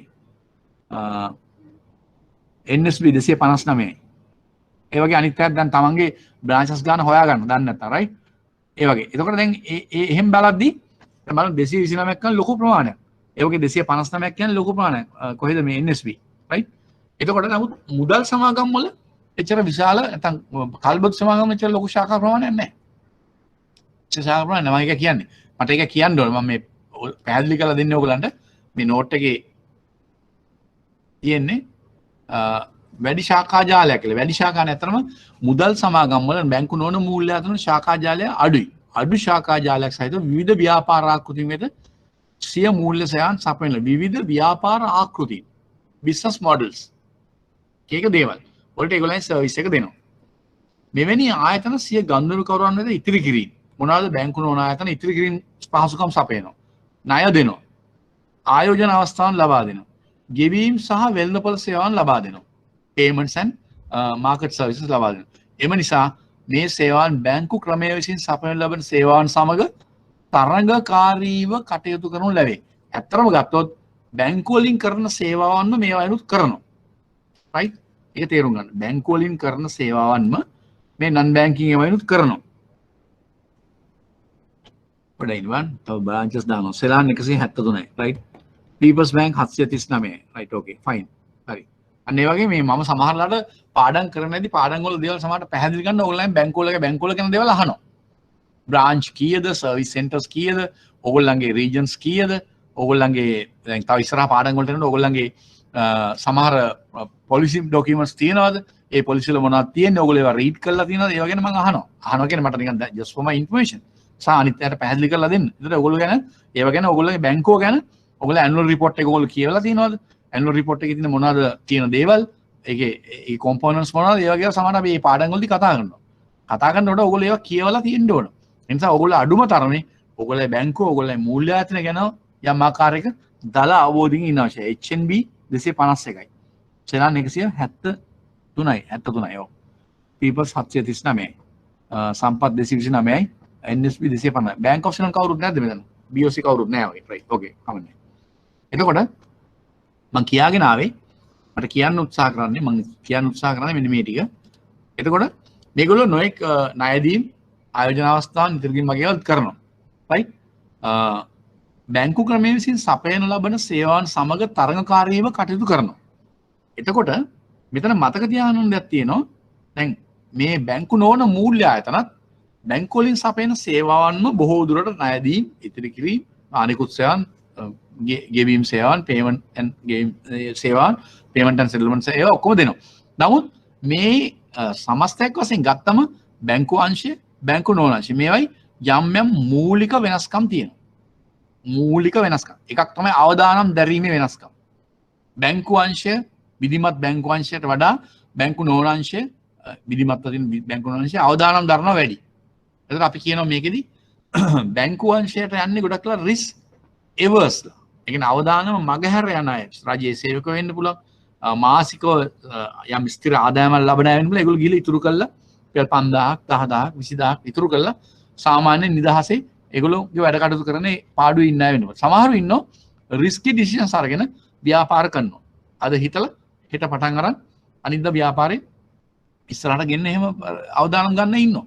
ඒ වගේ අයට ඉක්මනින් මේ සර්විසස් දෙන්න ඕන. ඒකට ඒගොල්ලෝ යන්නේ ගොඩක් වෙලාවට බැංකු නොවන මූල්‍ය ආයතන. මොකද ඒගොල්ලෝ ඉක්මනින් සර්විස් එක දෙනවා. අන්න ඒ වගේ සේවාවන් සැපයීමේ, අවදානම දැරීමේ, මුදල් ලබා දීමේ සහ ඒගොල්ලන්ගේ ගනුදෙනු කරන සේවාවන් සපයන ක්‍රමවේදයන්ගේ නොයෙක් වෙනස්කම් තියෙනවා. ඒවා තමයි මේ අතර තියෙන ප්‍රධාන වෙනස්කම්. මොනවාද?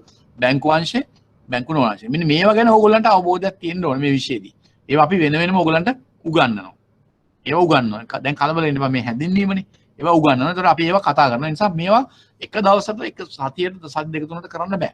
සති ගොඩක් වෙලාවට සති 15ක් 18ක් තිස්සේ මේ විෂය අපි කතා කරනවා. ඒතකොට මේ හැම සතියකම හැම වෙලාවකම අමතර ක්ලාස් එකක් දැම්මොත් අමතර ක්ලාස් එකට රිවිෂන් එකක් දැම්මොත් රිවිෂන් එකට එහෙම නැත්නම් අමතර ක්ලාස් එකක් කරොත් ඒකට මොඩල් ආන්සර්ස් එක අපි පේපර් ඩිස්කෂන් එකක් කරන එකට හැම එකටම ඔයගොල්ලෝ සහභාගී වෙන්න.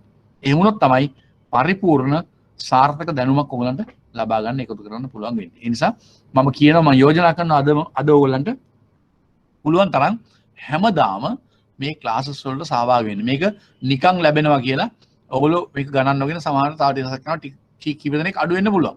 ඕක මොකද්ද ඕක බලලා හැමදාම ඕක පස්සේ රිවිව් කරලා බලලා කියන්න පුළුවන් කියලා ඕක ලියන්න පුළුවන් කියලා හිතනවා. නමුත් එහෙම එපා.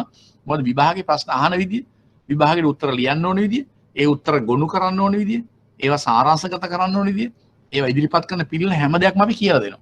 හැබැයි කියන දේවල් ලබා ගන්න නම් හැමදාම පන්ති වලට සම්බන්ධ වෙන්න ඕන, සහභාගී වෙලා මේවා ලබා ගන්න. එහෙම නැතුනොත් ඕගොල්ලන්ගේ පැත්තෙන් අඩුපාඩු වෙනවා. අපේ පැත්තෙන් නෙමෙයි. අපි උපරිම උත්සාහය දාලා මේ දේවල් කරනවා. ඔයගොල්ලන්ගේ පැත්තෙන් ඔයගොල්ලන්ගේ සහභාගී වීම, සාමයේ දේවල් ලබා ගැනීම ඔයගොල්ලන්ගේ වැඩ. මට උපරිම උත්සාහය දාලා මම ඒවා පැහැදිලි කරලා උත්සාහ කරනවා කියලා දෙන්න. රයිට්? මම හිතන්නේ මම කියන එක තේරෙනවද මොකක්ද කියලා. රයිට්. එතකොට අපි දැන් මෙතන ඉන්නේ. මුලම පරිච්ඡේදයේ මේ වගේ වෙනස්කම් තියෙනවා මේ අංශ දෙක අතර. බැංකු අංශය, බැංකු නො. ඒතර මේවා ගැන අපි වෙනම දීර්ඝව ඉදිරි කාලේ පාඩම් එක්කම අපි කතා කරනවා. රයිට්. එතකොට ඊළඟට මෙම විෂය යටතේ පාසලන් ශ්‍රේෂ්ඨයන් පිළිබඳ සාකච්ඡා කරනු ලැබේ. මෙන්න මේ ඒරියාස් අපි කතා කරනවා. මූල්‍ය ව්‍යාපාර කියන්නේ ෆයිනෑන්ස් බිස්නස්. ඒ කියන්නේ ෆයිනෑන්ස් කම්පැනි සම්බන්ධ. ඒ ජනරල් කියන්නේ ඒක මූල්‍ය ව්‍යාපාර. Finance business. කල්බදු ව්‍යාපාර. Finance leasing business. ඒ කියන්නේ මේ වගේ නීතිමය අනපනත් මොනවද? මේවෙන් පනතන රෙගුලාසි මොනවද? නියාමකයා මහ බැංකුව. කවුද මේවා නියාමනය කරන ආයතනය? ඒතර මේවා ආයතන මේවට කම්ප්ලයි වෙන්න ඕනෑයි. ඒවා තියෙන වැදගත්කම මොකද්ද? ඒතර මේ ව්‍යාපාරවල තත්ත්වය කොහොමද? ඒගොල්ලන්ගේ ව්‍යාපාර ආකෘතීන් මොනවද? ඒගොල්ලන් ගනුදෙනුකරුවන් එක කොහොමද වැඩ කරන්නේ? ඒගොල්ලන්ගේ ස්පීඩි සර්විස් දෙන්නේ කොහොමද? ඒව සඳහා ඒගොල්ලන් ගන්න අවදානම කොහොමද? ඒ ආදී දේවල් හැම එකම අපි කතා කරනවා. ගෙවීම් සේවාන් සම්බන්ධ ව්‍යාපාර, payment service business. ඒ කියන්නේ payment and settlement. වෙනම නීතියක් පනතක් තියෙනවා ඒකට. ඒවා යටතේ ලබා දෙන සේවාන් මොනවද? retail services මොනවද? wholesale services මොනවද? ඒවා අපි වෙනම කතා කරනවා. මේවා වෙනම පාඩම් තියෙනවා. සමපකාර ග්‍රාමීය බැංකු, cooperative rural banks. ඒවා ගැන වෙනම පාඩම් තියෙනවා. උකස් ව්‍යාපාරය, pawning business. ඒවා. සුරකුම්පත් වෙළඳපොළ සෑන කියන්නේ security market as primary dealers ඉන්නේ ඒකේ. එනේ treasury bill, treasury bond ගැන government securities ගැන ඒවා කතා කරනවා. රක්ෂණ ව්‍යාපාර. මේ ආදී වශයෙන් පුළුල්ව මේ විශේෂ ශේෂ්ඨයන් සම්බන්ධ මේ විෂය ඇතුලේ මේ ශේෂ්ඨයන් ගැන අපි මේවට අමතරව මේවා ඇතුලේ ඉන්නවා. මේවට සම්බන්ධ තරවකරුවෝ ඉන්නවා. මේවට සම්බන්ධ වෙනත් අමතර සේවාන් සපයන අය ඉන්නවා. මේවට සම්බන්ධ වෙනත් ව්‍යාපාර තියෙනවා. ඒ වගේම මේවා ක්‍රියාත්මක වෙන ආකාරයන් තියෙනවා. මේවට අවදානම් දරන ආයතන තියෙනවා. ඒවා ගැනත් අපි පුළුල් වශයෙන් කතා කරනවා. රයිට්? එතකොට මේ විෂය ඇතුලේ ඊළඟට ශ්‍රී ලංකාවේ මූල්‍ය පද්ධතිය. මේ ගැනත් අපි දල වශයෙන් සරලව දැනට මේ විෂයට ප්‍රමාණවත් ආකාරයට දැනගන්න ඕන. මේ මූල්‍ය පද්ධතිය. බැංකු නොවන මූල්‍ය ව්‍යාපාර සම්බන්ධව සාකච්ඡා කිරීමට ප්‍රථමව ශ්‍රී ලංකාවේ මූල්‍ය පද්ධතියේ ව්‍යුහය, structure of the financial system in Sri Lanka ව්‍යුහය පිළිබඳව යම් අවබෝධයක් ලබා ගැනීම වැදගත් වෙයි. අපි මේ විෂය කතා කරන නිසා ලංකාවේ මූල්‍ය පද්ධතිය ව්‍යුහය ගැන අපි යම් අවබෝධයක් ලබා ගැනීම අවශ්‍යයි. මූල්‍ය පද්ධතිය ප්‍රධාන වශයෙන් ශ්‍රී ලංකා මහ බැංකුව, අපි දන්නවා බැංකුකරුවන්ගේ බැංකුව හැටියට ප්‍රධාන බැංකුව හැටියට ශ්‍රී ලංකා මහ බැංකුව, බලපත්ලාභී වාණිජ්‍ය බැංකුව, බලපත්ලාභී විශේෂ බැංකුව, බලපත්ලාභී මූල්‍ය සමාගම්, විශේෂ කල්බදු සමාගම්, කල්බදු මූල්‍යකරණ සමාගම්, ප්‍රාථමික වෙළඳුන්, විශ්‍රාමික සහ අර්ථසාධක අරමුදල්, රක්ෂණ සමාගම්, ග්‍රාමීය බැංකු, කොටස් වෙළඳපළ තරවකරුවන්, වෙළඳපළ අතරමැදියන්, ඒකක භාර යුනිටි ට්‍රස්ට් සහ සකසුරුවම් සහ ණය දෙන සෞපකාර සමිති වැනි ප්‍රධාන මූල්‍ය ආයතන වලින් සමන්විත මෙන්න මේ කියන ආයතන සමූහයෙන්ම තමයි සමස්ත මූල්‍ය ක්‍රමයම සකස් වෙන්නේ ලංකාවේ. එතන මේ හැම ආයතනයක් ගැනම මේවයින් මෙන්නේ මොනවද? මේවයි නීතිමය තත්ත්වය මොකද්ද? මේවට බලපාන මූලික නීතිය මොකද්ද? මේවා ලබා දෙන සේවාවන් මොනවද? මේ වගේ හැඩරුව කොහොමද? ආදී කාරණා මේ විෂය ඇතුලේ අපි අඩු වැඩි වශයෙන් කතා කරනවා. මේ හැම දෙයක් ගැනම කතා කරනවා. right? එමෙන්ම විදේශ විනිමය වෙළඳපොළ foreign exchange market, මුදල් වෙළඳපොළ financial market, ප්‍රාග්ධන වෙළඳපොළ capital market, සහ අවිධිමත් මූල්‍ය වෙළඳපොළ unauthorized financial market, informal financial market අවිධිමත් මූල්‍ය වෙනදොට වැනි ප්‍රධාන මූල්‍ය වෙන්නපළ වලින්ද මූල්‍ය පද්ධතියට හා ගෙවීම පියවීම පද්ධතියට අදාළ වන්නා වූ නීතිමය රාමුවද මූල්‍ය ක්‍රමයේ යටිතල පහසුකම් වලින්ද ශ්‍රී ලංකාවේ මූල්‍ය පද්ධතිය සමන්විත වේ. දැන් මේ මූල්‍ය පද්ධතිය සමන්විත වෙන ආයතන සමූහයේ කොම්පෝනන්ට්ස් තමයි කිව්වේ. ශ්‍රී ලංකාවේ මූල්‍ය පද්ධතිය කිව්වම ප්‍රධාන වශයෙන් අපිට අංශ 4ක් යටතේ කතා කරන මූල්‍ය ආයතන, මූල්‍ය යටිතල පහසුකම්, මූල්‍ය නිමැවුම්, ගෙවීම හා පියවීම. ඒ ඔය ආදි වශයෙන් පුළුල් පරාසයක කතා කරන මේ සියලුම දේවල් අපි මේ විෂය ඇතුලේ කතා කරනවා. විෂය ඇතුලේ කිව්වම බැංකු ගැන දීර්ඝව කතා කරන්නේ මොකද බැංකු නොවන මූල්‍ය ආයතන මුදල් සමාගම් වෙන්න පුළුවන්, කල්බදු සමාගම් වෙන්න පුළුවන්, රක්ෂණ ආයතන, සෝපකාර ග්‍රාමීය බැංකු, සනස ආයතන, ඒ වගේම අනිකුත් බැංකු විශ්‍රාම අරමුදල් ආදී අපි කතා කරනවා. ඒ වගේම මූල්‍ය යටිතල පහසුකම්, ෆයිනෑන්ෂල් ඉන්ෆ්‍රාස්ට්‍රක්චර් ඒව පැත්තේ. අනිත් පැත්තෙන් ඒවට බලන නීතිමය තත්ත්වයන්, රාමුව. ඒ වගේම අවිධිමත් මූල්‍ය ආයතන, ඒවයි තියෙන බලපෑම්. ඒවාට මිනිස්සු ඇදිලා යන්නේ ඇයි? ඒවා තවදුරටත් මෙච්චර නීතිමය රාමුව තියෙද්දි මේ වගේ ශක්තිමත් ආයතන සමූහයක් තියෙද්දි අවිධිමත් මුදල් ව්‍යාපාර ඉන්ෆෝමල් සෙක්ටර් එක පවතින්නේ ඇයි? ඒවා පවතින බලපාන හේතු මොනවාද? ඒවා තියෙන අවදානම කොහොමද? ඒවා අපි අඩු කරගන්නේ කොහොමද? මිනිස්සු ඒවට ගමන් කිරීම වළක්ව ගන්නේ කොහොමද? බැංකු කරුණ හැටියට. විධිමත් පිළිගත් මූල්‍ය ආයතන හැටියට ඒ වගේ සමස්ත අංශයන් ගැනම අපි මේ විෂය ඇතුලේ අවධානය යොමු කරමු. රයිට්? ඒක ඔයගොල්ලෝ මතක තියාගන්න අවශ්‍යයි. ඒක තමයි මට මේ අවස්ථාව කියන්න. ඊළඟට මේ අනුව බලන කල ශ්‍රී ලංකාවේ මූල්‍ය පද්ධතිය පුළුල් පරාසයක පැතිරී තිබුණා. ලොකු පරාසයක මෙම විෂය යටතේ අප විසින් සලකා බලනු ලබන්නේ මුලින් සඳහන් කළ බැංකු නොවන මූල්‍ය සේවා non banking financial business වලට ප්‍රමාණවත් පරිදි තමයි මේ විෂය ඇතුලේ අපි මේවා කතා කරන්නේ. ඒක ඔයගොල්ලෝ මතක තියාගන්න අවශ්‍යයි. ඊළඟට එන ඕන බැංකු නොවන මූල්‍ය ව්‍යාපාර වලට right ඒක තමයි මේක ඇතුලේ උපමාතෘකාව non banking financial business right මේදී මුලින්ම සලකා බැලෙන්නේ මූල්‍ය සමාගම් වල ව්‍යාපාර කටයුතු සම්බන්ධයි. මූල්‍ය සමාගම් වල ව්‍යාපාර කටයුතු සම්බන්ධයි. ශ්‍රී ලංකාව තුළ මූල්‍ය සමාගම් නියාමනය සහ අධීක්ෂණය ලංකාවේ මූල්‍ය සමාගම් කියන්නේ ෆයිනෑන්ස් කම්පැනිස් නියාමනය ඒ වගේම අධීක්ෂණය ශ්‍රී ලංකා මහා බැංකුව එක පැවරී තිබෙන අතර ඒ සඳහා වන නීතිමය බලතල 2011 අංක 42 දරන මුදල් ව්‍යාපාර පන්ති අනුව ලැබී තිබේ. මෙන්න නීතිමය රාමුව තියෙන්නේ මෙතන. ඕගොල්ලන්ගේ මුදල් සමාගම් වලට අදාළ නීතිය තියෙන්නේ මෙතන. 2011 අංක 42 දරන මුදල් ව්‍යාපාර පන්ති Financial Business Act එක. FBC Financial Business Act. මේකෙන් තමයි නීතිමය බලය ලැබිලා තියෙන්නේ. එතකොට මේකේ නියාමකයා වෙන්නේ රෙගියුලේටර් වෙන්නේ ශ්‍රී ලංකා මහා බැංකුව. ඒකට බලය ලැබිලා තියෙන්නේ මේ පනත යටතේ. එතකොට මෙතන මහා බැංකුව නියාමනයක් කරනවා අධීක්ෂණයක් කරනවා. එතකොට මේක මොකද්ද මේ නියාමනය අධීක්ෂණය? Regulation and supervision. මේ දෙක මොකද්ද කියලා තේරුම් ගන්න. Regulation and supervision. මේක එකක් නෙවෙයි මේක දෙකක්. නියාමනය අධීක්ෂණය. මේ දෙකත් පැහැදිලි කරගන්න අවශ්‍යයි. මොකද්ද මේකේ වෙනස? නියාමනයයි අධීක්ෂණයයි. මෙතන බැංකර්ස්ලා ඉන්නවා.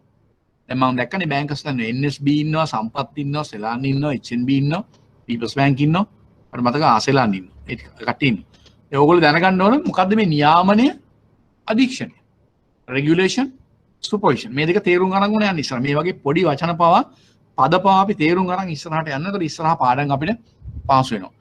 What is the difference between regulation and supervision? මොකද්ද මේ දෙක අතර වෙනස? Difference between these two. Regulation, supervision. කාටද කියන්න පුළුවන්? බැංකර්ස්ලා මෙතන ඉන්නවා. Regulation, supervision. මොකද්ද වෙනස? HNB, Ceylon, Peoples, Sampath, NSB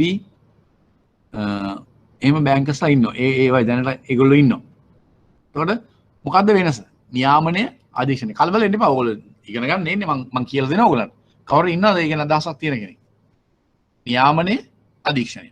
එතන බැංකු නොවන මූල්‍ය ආයතනත් අපි ප්‍රධාන විෂයයක අපේ මේ විෂය මේකේ නියාමකයා වෙන්නේ ශ්‍රී ලංකා මහා බැංකුව. ඔවුන්ම තමයි ඒ ආයතන තමයි මේ ආයතන අධීක්ෂණය කරන්නේ. එතන මේක දෙකක්. නියාමනය අධීක්ෂණය. මේ දෙකේ වෙනස අපි හරියට තේරුම් ගන්න අවශ්‍යයි. මේ වෙනස තේරුම් ගන්න මම ඔයගොල්ලන්ට සරල උදාහරණකින් මේක පැහැදිලි කරනවා. කතාවකින් පැහැදිලි කරන කතාව. ඔයගොල්ලෝ ආසනේ කතන්දර අහන්න. කතාවකින් පැහැදිලි කරනවා. රයිට්? මොකද්ද මේ නියාමනයේ අධිෂ්ඨනය කියන එකේ වෙනස කියලා කතාවකින් පැහැදිලි කරනවා. කතාව මෙහෙම පටන් ගමු. ඒ ඔයගොල්ලෝ දන්නවා.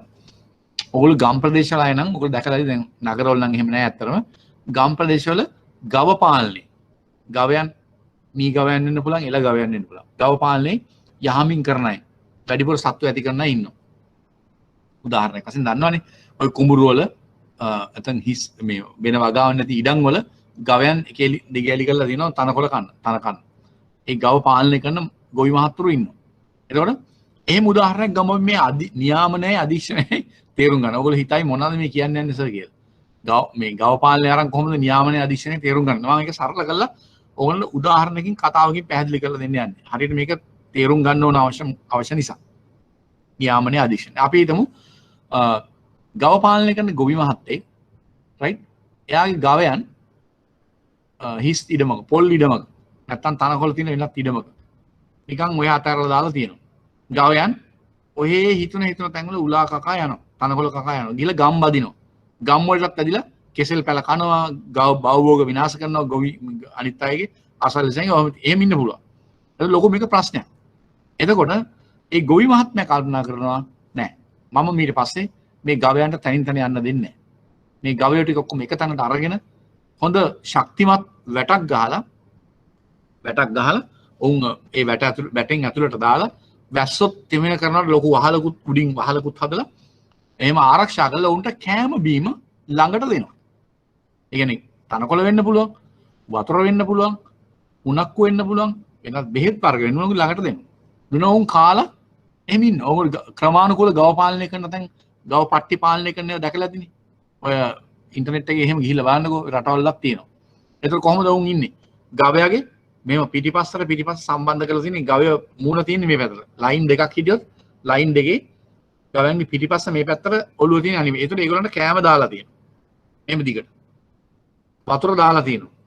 අනිත් බෙහෙත් ද්‍රව්‍ය ඔක්කොම දෙනවා. ඒතර ඒගොල්ලෝ මුත්‍රා කරනවා මෙහෙම මල පහ කරනවා මෙහෙම වැටෙන්නේ මැද කානුවට. ඒ කානුව දිගේ බයෝගෑස් ප්ලාන්ට් එකට යනවා. ඒ වගේ ක්‍රමානුකූලව ගව පාලනය කරන තැන් තියෙනවා. ඒ වගේ මේ ගොවි මහත්තයා හිතනවා මම මෙහෙම ඊට පස්සේ යවන්නේ මගේ තව ගාලක සුරක්ෂිතව වැටක් ගහලා ආරක්ෂිතව උන්ට කෑම බීම දී ඉන්නවා. එතකොට ඒගොල්ලෝ එතන ඉඳගෙනම අවශ්‍ය කරන කිරි වගේ දේවල් ලබා ගන්න පුළුවන්.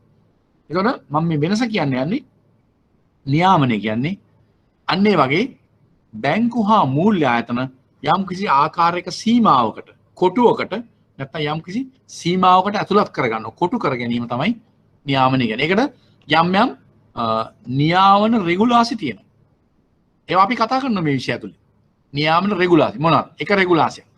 ප්‍රාග්ධනය ආම වශයෙන් මෙන්න මේ ප්‍රමාණය මුදල් සමාගම් වල බැංකු වලට තියෙනවා. ඒක අපේ විෂය නෙවෙයි. අපි විෂය බැංකු නෝන. මුදල් සමාගම් වලට මෙච්චර ප්‍රාග්ධනයක් තියෙනවනේ. කල්බදු සමාගම් වලට මෙහෙම තියෙනවා. අනිකුත් මූල්‍ය ආයතන වල මේ විදිහට ප්‍රාග්ධනය තියෙනවා. එක කණුවක්. ඒ ගහන ආරක්ෂිත හැට එක කණුවක් මොකද? ප්‍රාග්ධනය. ප්‍රාග්ධනය මෙච්චර මිලියන මෙච්චර ප්‍රමාණයක් තියෙන අවවාසය. ඊට වඩා වැඩිින් දෙනවා හොඳයි. ඔන්න එක කණුවක්. අර වැටේ.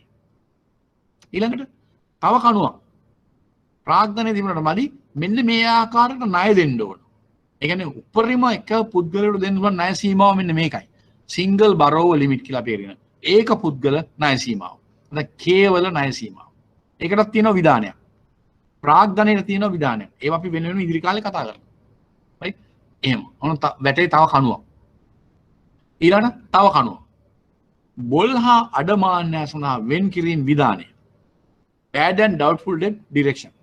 ඒ කියන්නේ බොල් අඩමාන්‍ය ඇති වුණොත් ණය දීමේදී බැංකුවක් මුදල් සමාගමක් කල්බල් සමාගම ඒවට වෙන් කිරීම කරන්න තව කණුවක්. නියාමන තව රෙගුලාසියක්. ඊළඟ තව එකක් තියෙනවා. ආයෝජනය කරන්න පුළුවන් කොහොමද? මෙන්න මේ සීමාවන්ට යටත්. තැම්පත් ගන්න පුළුවන් කොහොමද? මෙන්න මේ සීමාවන්ට යටත්. ප්‍රචාරණය කරන්න පුළුවන් කොහොමද? මෙන්න මේ සීමාවන්. ආයතන වල වෙනස්කම් කරන්නේ කොහොමද? මෙන්න මේ සීමාවන් වල යටත්. අනිකුත් දේවල් කරන්නේ කොහොමද? මෙන්න මේ සීමාවන් වලට යටත් මේ දේවල් කරන්න. ඒතර නියාමකයා හැටියට ශ්‍රී ලංකා මහ බැංකුව මුදල් සමාගම් වලට කල්බත් සමාගම් වලට අනිකුත් මූල්‍ය ආයතන වල බැංකුව වලට වෙනවා තියෙනවා. නියාමන කොන්දේසි පනවනවා. අන්න ඒවා තමයි අර කියන අර ගොවි මහත්තයා උදාහරණ ගත්තේ වැටේ කණු. රයිට්? ගවයෝ ඉන්නේ එතකොට ඒ වැටෙන් ඇතුලේ. ඒ වගේ බැංකු මූල්‍ය ආයතනත් මෙන්න මේ ඩිෆෙන්ස් ලයින් එකේ ඇතුලේ ඉන්න ඕන. ඒක තමයි නියාමනය. නියාමන කොන්දේසි නියාමන රෙගුලාසි පනවනවා. ප්‍රාග්ධනය ගැන මම කියෝගේ ප්‍රාග්ධනය ගැන, ඇදීම ගැන, ආයෝජනය කිරීම ගැන, ප්‍රචාරණය ගැන, තැන්පත් ලබා ගැනීම ගැන ඔය අදී හැමදේම. ඊළඟට ඕක තමයි නියාමනය. that is regulation. හැබැයි එහෙම රෙගුලේෂන් නියාමන කොන්දේසි පනවලමදී ඒ නියාමන කොන්දේසි හරි හැටි මේ ආයතන ක්‍රියාත්මක කරනවාද කියලා බලන්න අවශ්‍යයි. බලන්න අවශ්‍යයි. බලන්න අවශ්‍යයි. ඒක තමයි අධීක්ෂණය කරන්නේ ඒකට. කලින් කලට මහ බැංකුවේ නිලධාරීන් කණ්ඩායම් වශයෙන් ගිහිල්ලා ඒ ආයතන පරීක්ෂා කරනවා. පරීක්ෂා කරලා බලලා ප්‍රාග්ධනයේ ප්‍රමාණපත්‍රය තියනවද? අපි කියන විදිහට ණය දෙනවද? අපි කියන විදිහට බොල් හා අඩවා ණය වෙන් කිරීම කරනවද? අපි කියන ආකාරයෙන් තැන්පත් ගන්නවද? අපේ කොන්දේසි වලට අපි කියන ආකාරයට ණය දීම් කරනවද? අපි කියන ආකාරයට ආයතන ව්‍යුහය වෙනස් කිරීම අපේ අවසරය අරන්ද කරලා තියෙන්නේ. ආදී සියලුම කාරණා මේගොල්ලෝ හොයලා බලනවා.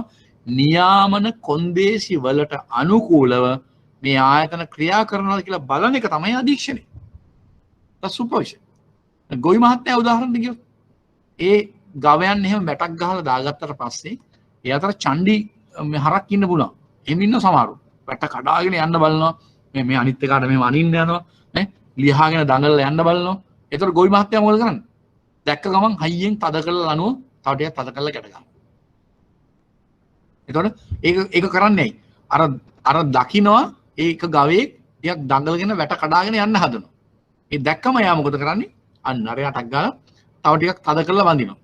තව මේ ඒ වගේ තමයි අර අධීක්ෂණයේදීත් අර නියාමන කොන්දේසි කඩ කරනවා කියලා දැනගත්ත ගමන් ඒගොල්ලෝ තවදුරටත් ඒගොල්ලන්ට අවශ්‍ය කරන උපදෙස් දීලා ඒගොල්ලන්ට මෙහෙයවීම කරලා ඒක වළක්වීමට ක්‍රියා කරනවා. ඔන්න ඔකයි මට උදාහරණයක් ගත්තේ මම ඒකයි සරල කරලා ගව පාලනය කරන ගව ගාලක් ගත්තේ නියාමනය සහ අධීක්ෂණය පැහැදිලි කරන්න. අර ගොවි මහත්තයා වැටක් ගහලා හරක් ටික ඇතුළට දාගෙන ඔවුන්ව බලා කියාගෙන කෑම් බීම දිගින් ඉන්නා වගේ තමයි නියාමනය අධීක්ෂණය. නියාමකයාගේ නියාමන රෙගුලාසි වලට යටත්ව බැංකු හා මූල්‍ය ව්‍යාපාර ඒගොල්ලෝ කරන්න ඕන. බැංකු නම් බැංකු, අනික් ආයතන නම් අනික් ආයතන. මේ දේවල් කරන්න ඕන. ඒතකොට ඒ ආකාරයට ඒගොල්ලෝ ක්‍රියා කරනවාද කියලා බලන්න තමයි ඔන්න ඔය කියන සුපර්විෂන් එක අධීක්ෂණය කරන්නේ. කරාම හොයා ගන්න පුළුවන් ඒකට පිට පැනලා වැඩ කරනවා. ඒ කියන්නේ ඒගොල්ලෝ කම්ප්ලයි නොවි, අනුකූල නොවි වැඩ කරනවා. අනුකූල නොවි වැඩ කරනවා නම් අනුකූල නොවි වැඩ කරන එකට ඒගොල්ලෝ හැම ආකාරයේ සීමාවන් පනවලා කොන්දේසි පනවලා අනුකූලව වැඩ කරන අවස්ථාව දෙනවා.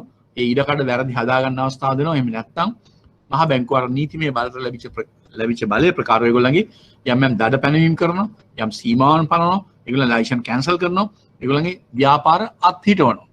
දැන් මේ ළඟදී ඕගොල්ලෝ දන්නවා සෙලින්කෝ සමූහ ව්‍යාපාර සෙලාන් මේ සෙලින්කෝ මේ ද ෆිනෑන්ස් කම්පැනි ව්‍යාපාර අත්හිටුවා. ඒ වගේම ස්වර්ණමහල් ෆයිනෑන්ස්, ETI ෆයිනෑන්ස් ඒ වගේ ව්‍යාපාර අත්හිටුවා. ලයිසන් කැන්සල් කරනවා. ඒ වගේ ඒවට ක්‍රියාත්මක වෙන්නේ නැත්නම් ඒවා අත්හිටුවීම් කරනවා. බලකීම් කරනවා. ඒ වගේ ඒක තමයි කය. ඒතකොට අන්න ඒකෙන් ඔයගොල්ලෝ දැනගන්න ඕන නියාමනය හා අධීක්ෂණය කියන්නේ එකක් නෙවෙයි දෙකක්. ඒක නියාමක හැට බැංකු වලට වෙනම දෙපාර්තමේන්තුවක් තියෙනවා. බැංකු අධීක්ෂණ දෙපාර්තමේන්තුව ශ්‍රී ලංකා මහ බැංකුවේ. බැංකු නොවන මූල්‍ය ආයතන, මුදල් සමාගම්, කල්බත් සමාගම් සහ අනිකුත් ප්‍රාථමික අලුවේ කරනට ඒ ආයතන දෙපාර්තමේන්තුව ස්ථාපිත කරලා තියෙනවා. අපි ඒව ගැන ඉදිරි කාලේ කතා කරනවා. ඔය කියපු අර මම වැට උදාහරණ ගත්තේ වැටේ තියෙන කණු ප්‍රාග්ධනය වෙන්න පුළුවන්.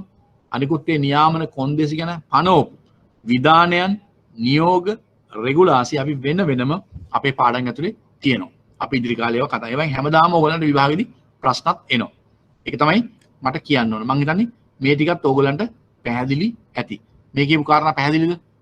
දැන් මම තාම මේ පැහැදිලි කිරීම වල ඉන්නේ. තාම ඉන්නේ ඉන්ට්‍රොඩක්ෂන් එකේ, රයිට්? විෂයන් ඇතුළට මේ එක එක පාඩම් ඇතුළට තාම ගියේ නැහැ. අපි යන්න පටන් ගන්න ගොඩක් වෙලාවට ලබන සතිය වගේ ඉඳලා අපිට එහෙම තමයි මූලික දේවල් අපි කතා කරන්න ඉපේ. මේ කියපු කාරණා පැහැදිලිද දැන්? ක්ලියර්ද? මම කියන්න උත්සාහ කරන දේ තේරෙනව නේද ඔයගලන්ට? Bankers, are you clear? Are you happy? Right? තේරෙනවද? Yes. කවුද මේ? උදේනි කියනවා. Yes. උදේනි. Okay, fine. අනිත් අය මොකද කියන්නේ? අනිත් අය මාත් එක්ක මේ සංවාදෙක ඉන්න ඕන කොහොම හරි. දැන් වෙන කරන්න දෙයක් නැහැ අපිට මේ ඔන්ලයින් ක්ලාස් වල මෙහෙම තමයි කරන්න වෙන්නේ. Right? Clear? මං කරන වේගය වැඩිද?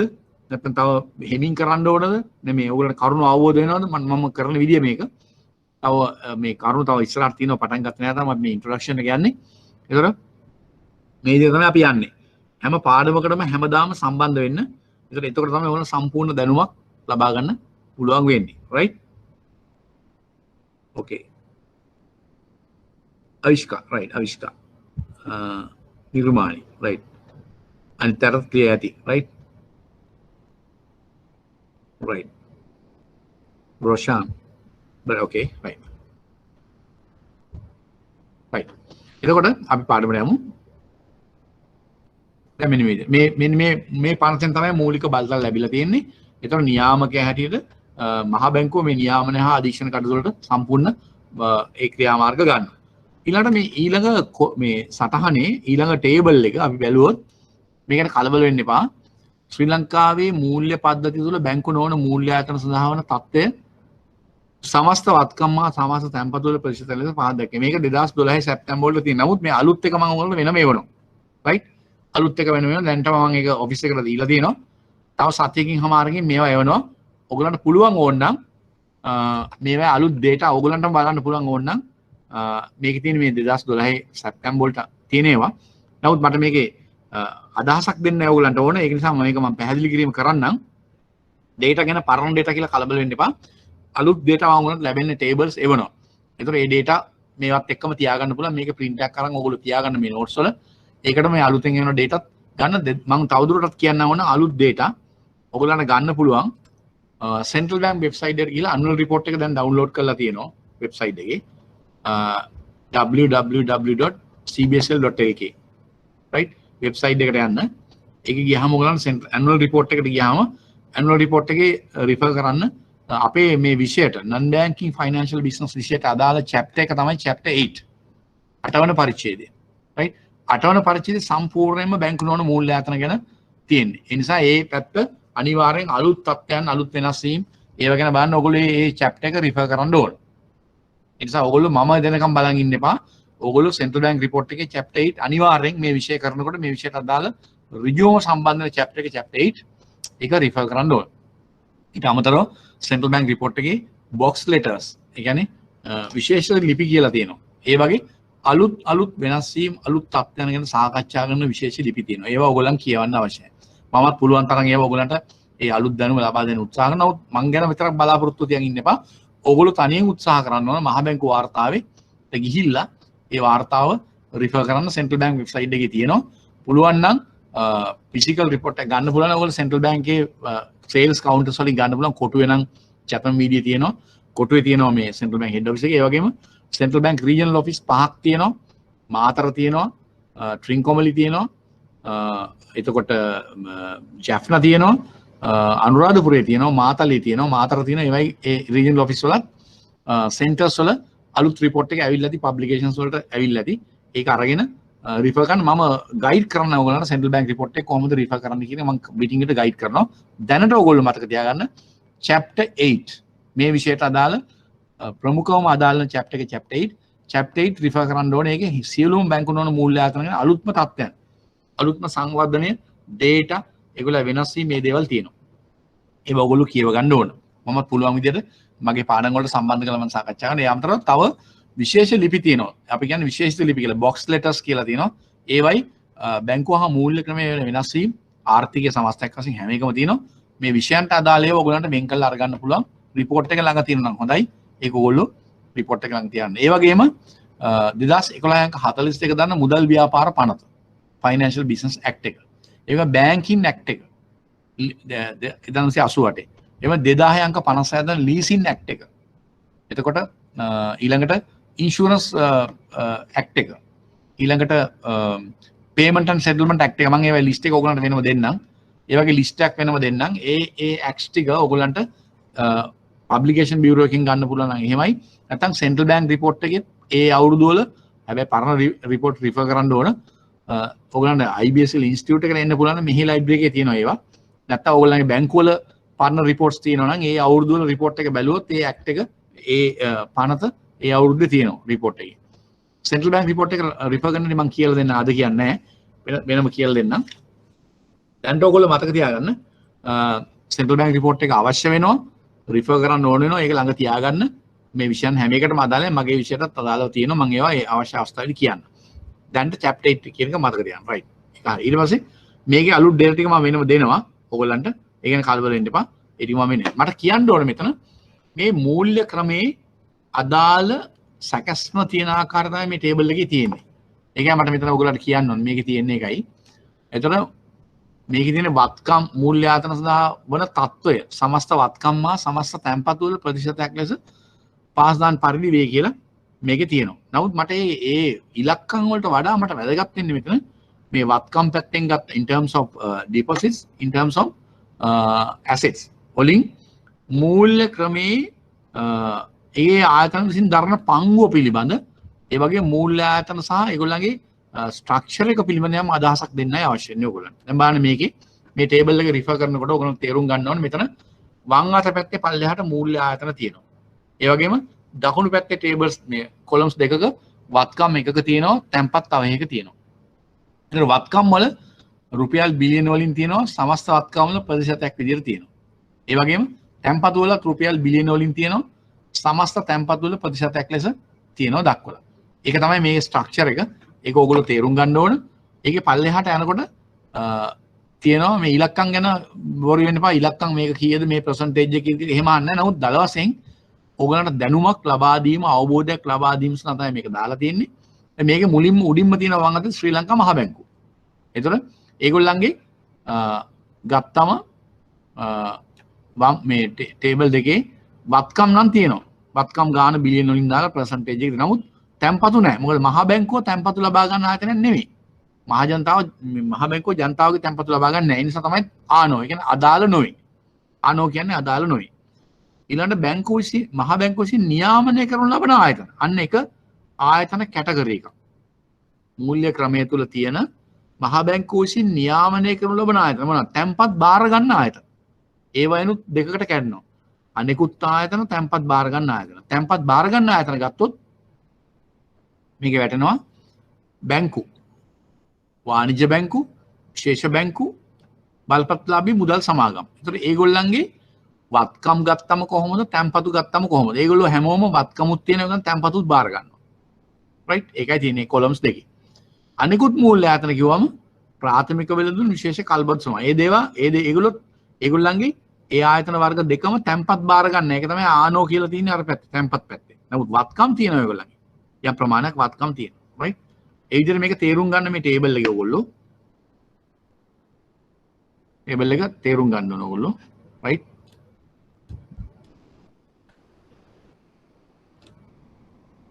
right එතකොට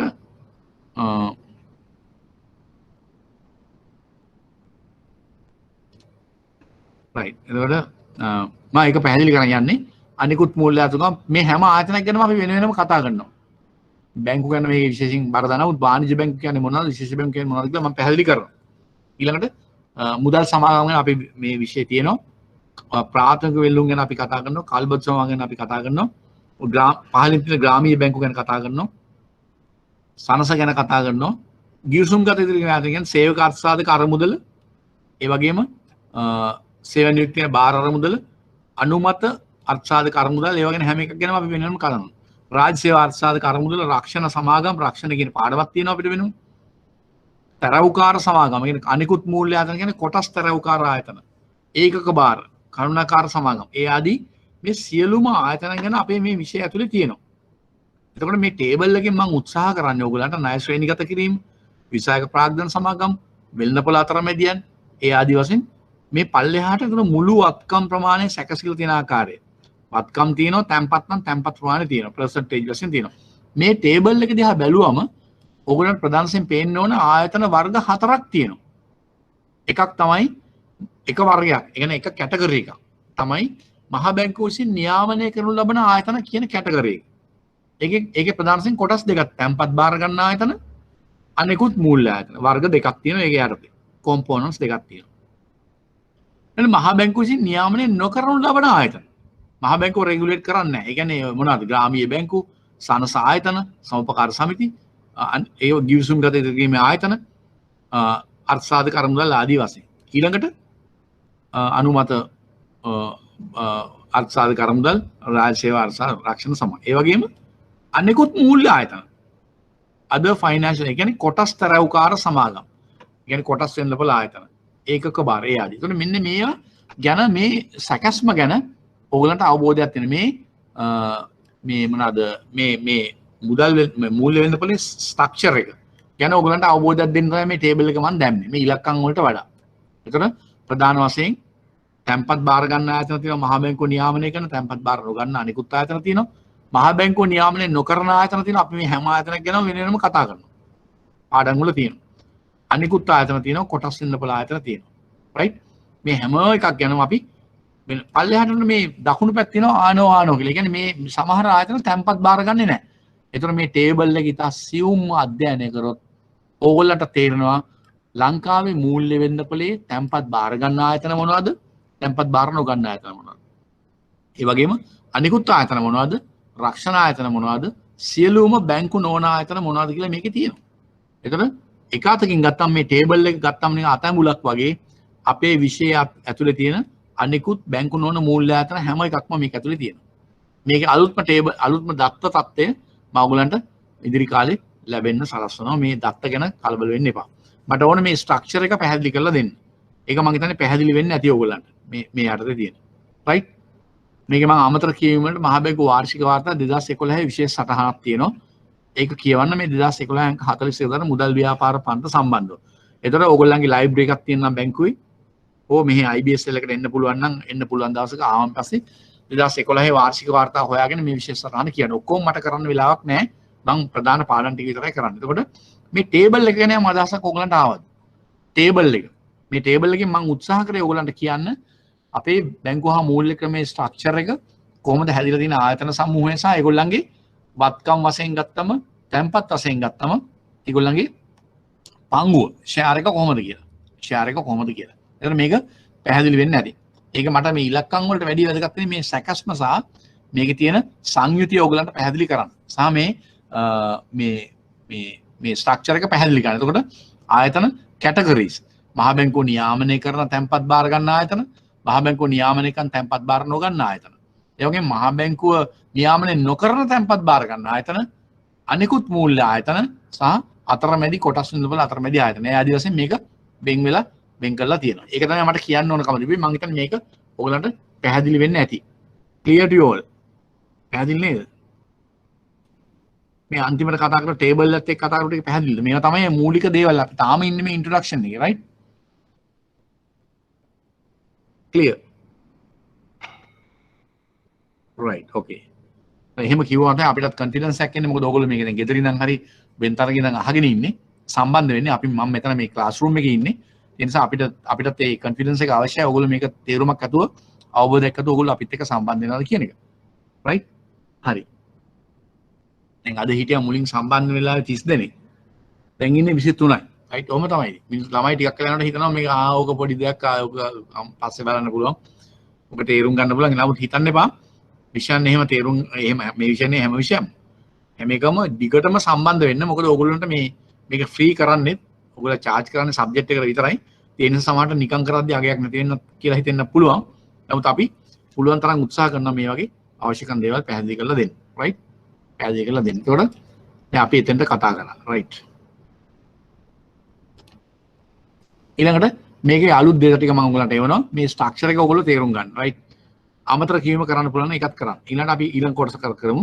මේ පාඩමේම මූල්‍ය ආයතන ක්‍රියාකාරකම් වලට අදාළ අනපන. නැත්නම් නීති. මේවත් අපි බලන්න ඕනේ. මොකද ෆයිනෑන්ෂල් සෙක්ටර් එකේ සෑම ෆයිනෑන්ෂල් ඉන්ස්ටිටියුෂන් එකකටම අදාළ නීතියක් නැත්නම් නීතියක් පනතක් තියෙනවා. නිකම්ම ක්‍රියාත්මක වෙන්න බෑ ඒගොල්ලන්ට. ඒ හැම දෙයකම අවශ්‍ය කරන නීති රීති අනපනත් පනවලා තියෙනවා. එතකොට මේ ගැන අපි යම් තරම දුරට සාකච්ඡා කරන්න මේ අද ඒකත් අපි ඉතුරු ටික තියෙන වෙලාව තව පොඩි වෙලාවක් අපිට තියෙනවා. ඒ වෙලාව අපි සාකච්ඡා කරන්න අවශ්‍යයි. right? බලමු මොකද්ද මේ කියන්නේ කියලා. ඔතන විනාඩි අපිට 10ක් විතර වගේ තියෙනවා. බලමු අපි ඒ ටික කතා කරන්න. මූල්‍ය ආයතන ක්‍රියාකාරකම් වලට අදාළ අනපනත් නීති. අනපනත් නීති රීති කියූ විගසින් අප සිතේ ඇඳී යන්නේ උසාවි, නීතිඥයන්, පොලිසිය, බන්ධනාගාරය වැනි ආයතනයන්. නමුත් නීති රීති අනපනත් පිළිබඳ සාකච්ඡා කිරීමේදී වැදගත් වෙන මූලික කරුණු කීපයක් තියෙනවා. මූලික කරුණු කීපයක් තියෙනවා. යම් රටක මූලික නීතිය වන්නේ එම රටේ ආණ්ඩුක්‍රම ව්‍යවස්ථාව. අපි දන්නවා රටක මූලික නීතිය කියන්නේ රටේ ආණ්ඩුක්‍රම ව්‍යවස්ථාව. එමගින් රටක නීති රීති පනවනු ලබන පාර්ලිමේන්තුව නැතහොත් ව්‍යවස්ථාදායක පිළිබඳව ඒ මූලික නීතිය තියෙනවා ව්‍යවස්ථාදායක විධායක විසින් එම නීති ක්‍රියාත්මක කිරීම පිළිබඳව සහ එම ආයතනවල පවතින නීතිමය ගැටලු නිරාකරණය කිරීම හෙවත් අධිකරණ බලය යන මූලික කාරණා පිළිබඳව සාකච්ඡා කරනවා. මොකද්ද මූලික නීතිය වන ආණ්ඩුක්‍රම ව්‍යවස්ථාවය. රටක ප්‍රමුඛ නීතිය ආණ්ඩුක්‍රම ව්‍යවස්ථාව වුවත් අනෙකුත් නීති රීති අනපනත් පනවනු ලබන්නේ ව්‍යවස්ථාදායක නැතහොත් පාර්ලිමේන්තුව විසින්. ඒ කියන්නේ මූලික නීතිය තමයි මූලික නීතිය ව්‍යවස්ථාදායක විධායක හා අධිකරණ ගැන තියෙන්නේ. එතකොට ඒ අනුව ව්‍යවස්ථාදායක ඒ කියන්නේ පාර්ලිමේන්තුව තමයි අනිකුත් නීති රීති අනපනත් ඔක්කොම පනවන්නේ. එතකොට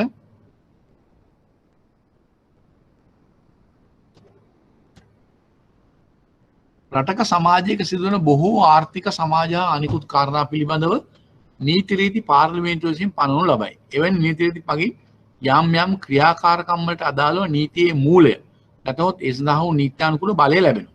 ඒ කියන්නේ මේ නීති මගින් තමයි නීතියේ මූලය නැත්නම් බලය ලැබෙන්නේ. උදාහරණයක් වශයෙන් ගත් විට රථ වාහන පැදවීම. මම මේ සරල උදාහරණයක් අරන් තියෙනවා. පදිකයන්ගේ ආරක්ෂාව සම්බන්ධ නීතියේ මූලික මූලාශ්‍රය වන්නේ ඒ සඳහා පාර්ලිමේන්තුව විසින් පනවනු ලබන මෝටර රථ ප්‍රවාහන පනත. ඔය එහා සම්බන්ධ අනිකුත් නීති රීති. එසේම භාණ්ඩ මිලදී ගැනීම, විකිණීම, රක්ෂණය, බැංකු සහ මූල්‍ය කටයුතුවලින් පනවා ඇති නීති රීති රාශියක් ශ්‍රී ලංකාව තුළ දැකිය හැකියි. මේවා 1948 නිදහස් ලැබීමට පෙර නම් ආඥා පනත් වන අතර 48න් පසුව නීති හෝ පනත් වශයෙන් හඳුන්වනු ලැබේ. මේවා ටිකත් ඕගොල්ලෝ දැනගන්න ඕන. නිදහසට පෙර මේවට කිව්වේ ආඥා පනත්, නිදහසෙන් පස්සේ කියන්නේ නීති රීති කියලා, පනත් කියලා. ඒක මූල්‍ය ආයතන අපේ විශේෂ මූල්‍ය ආයතනනේ. ඒකිනුත් බැංකු නොවන. නමුත් මූල්‍ය ආයතන නියාමනය හා කළමනාකරණය කිරීමේදී වැදගත් වන මූලික අනපන. මම මේ කීපයක් විතරයි මෙතන කියලා තියෙන රාශියක් තියෙනවා. නමුත් මෙතන කීපයක් මූලික වෙන කීපයක් විතරක් මම සඳහන් කරලා තියෙනවා. 49 අංක 54 දන මුදල් නීති පනත. ඒ කියන්නේ මොනිටරි ලෝ ඇක්ට් එක. මේකේ වැදගත් සංශෝධනයක් 2002 දී වුණා.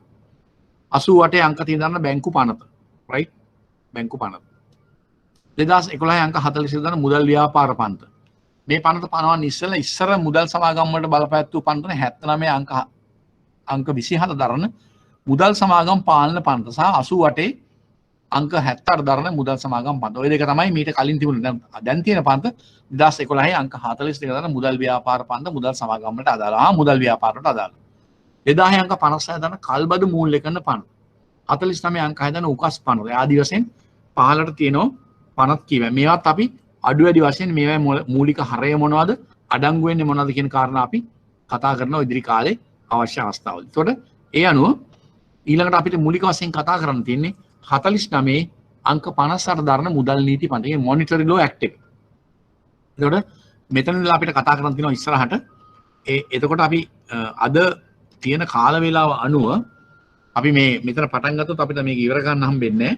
තව විනාඩි 5ක 6ක කාලයක් තියෙන්නේ අපිට. ඒ නිසා මම කැමතියි ඔයගොල්ලන්ට මේ දැන් මෙතන අපි ඉතුරුනේ මෙතනලා ඉස්සරහට කතා කරන්න රයිට් මතක තියාගන්න ඕගොල්ලෝ අපි ඉස්සරහට කතා කරන්න තියෙන්නේ මෙන්න මේ මුදල්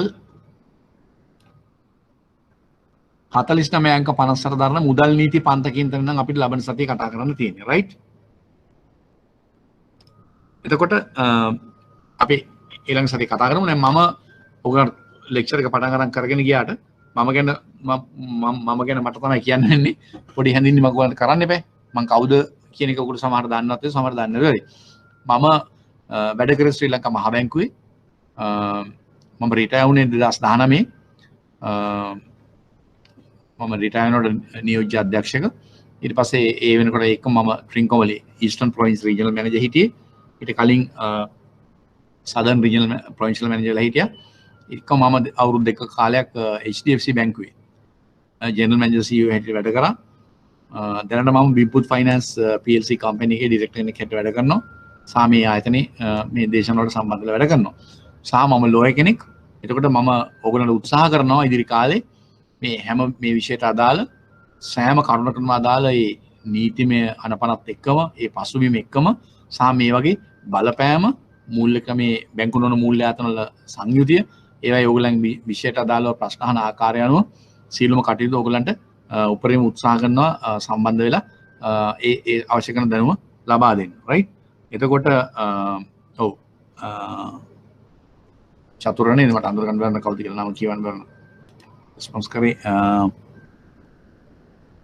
චතුරානි ඕකේ thank you එතකොට මම උත්සාහ කරනවා මගේ උපරිම උත්සාහය යොදනවා ඉදිරි කාලේ ඒ නිසා මම ආයෙ ඉල්ලීමක් කරනවා ඔයගොල්ලන් කරුණා කරලා දිගටම අකණ්ඩව පුළුවන් ආකාරයෙන් ඕකේ thank you උදේනි සහභාගී වෙන්න දිගටම ක්ලාසස් වල සහභාගී වෙන්න එහෙම වුණොත් තමයි ඔයගොල්ලන්ට උපරිම වාසි ගන්න පුළුවන් හොඳ සමාර්ථයකට AS Bs වලට යන්න පුළුවන් ආකාරයට මම ඔයගොල්ලන් හදලා ගන්නම් හැබැයි දිගටම ක්ලාස් වලට සම්බන්ධ වෙන්න ඕන රයිට් එහෙනම් අද අපි නතර කරනවා ඕකේ රොෂාන් අපි ඊළඟ දවසේ ක්ලාස් එක පටන් ගන්නවා මේ වෙලාවටම ඊළඟ සෙන්සුරාදා ක්ලාස් එක තියෙනවා විශේෂයෙන් අපේ මෙහි විශේෂ නිවාඩු එහෙම හම්බෙන්නේ නැහැ ඔය වෙසක් වලට ඒ වගේ විශේෂ නිවාඩු හම්බුනොත් මිසක් විශේෂ හේතුවක් නිසා නිවාඩු දුන්නොත් මිසක් නැත්නම් සාමාන්‍යයෙන් පොයේ නිවාඩු ඒ වගේ කියලා එහෙම නිවාඩු දෙන්නේ නැහැ මොකද අපිට පොඩි සීමිත කාලයක් තියෙන්නේ මාස කිහිපයක කාලයක් තියෙන්නේ එහෙනම් ඒ කාලේ මාස 3ක් 4ක් වගේ කාලයක් සතියන්තවල මේ පැය ගන්න ලැබෙන්නේ අපිට ඒ නිසා මහේෂි thank you ඒ නිසා අපිට ඒ කාලේ විතර ලැබෙන්නේ ඒ නිසා අපි හැමදාම දිගටම මේ පැය දෙක උපරිම උත්සාහ කරනවා කරන්න right එහෙනම් thank you අද අපි පාඩම නතර කරනවා අපි අනිත් දවසේ ප්‍රයෝග කරමු මේ ඔයගොල්ලෝ අනිත් notes දිගටම හම්බෙයි right okay ලක්ෂානි right thank you